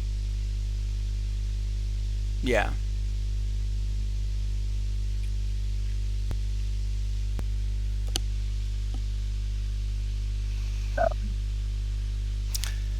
All right, that's fair. So Can leave it at that. Does it come with a Mathis? Well, you can go pay $500 for Maddox and lock Maddox for him. All right. We can make it a dollar sign. We can give him a dollar sign tier. Is that the? Yeah. That dollar any sign currency. looks a lot like an S. Yeah. If you give him a yen, you can give him a dollar sign. You can give him a. Give him a few things here. I just don't know how to make a yen on the keyboard easily. So.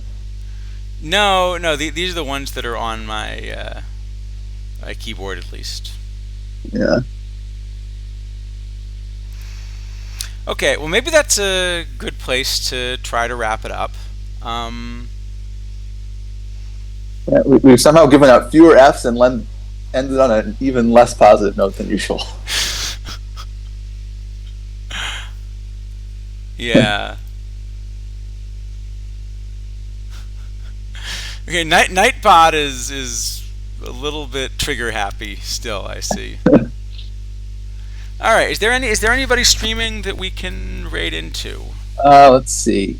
Yeah, it looks like Tesuiji is doing another of his bootleg Twip streams. Oh, that should be nice. So we can go right into that. So let's go see. Spoiler alert: we're not going to be in the Twip finals. Nope. Maybe next time. Maybe next time we'll get it. Maybe next time. Yep.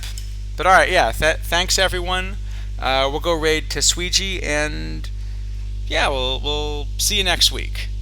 Yep. Good luck at our upcoming series. Am I playing you in tournament league? I'm not sure what format. But good luck. All right, and we're gonna raid over to Tesuiji. So good luck to anyone who's still in Twipped. Unlike us. Yeah. Unlike us.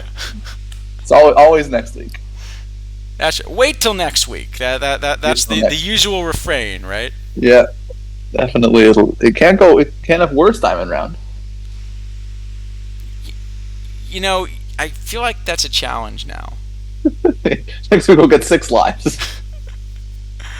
At least Gallon's a good live. All right, see y'all next week. Gallon is a good live. We're raiding over. See y'all next week.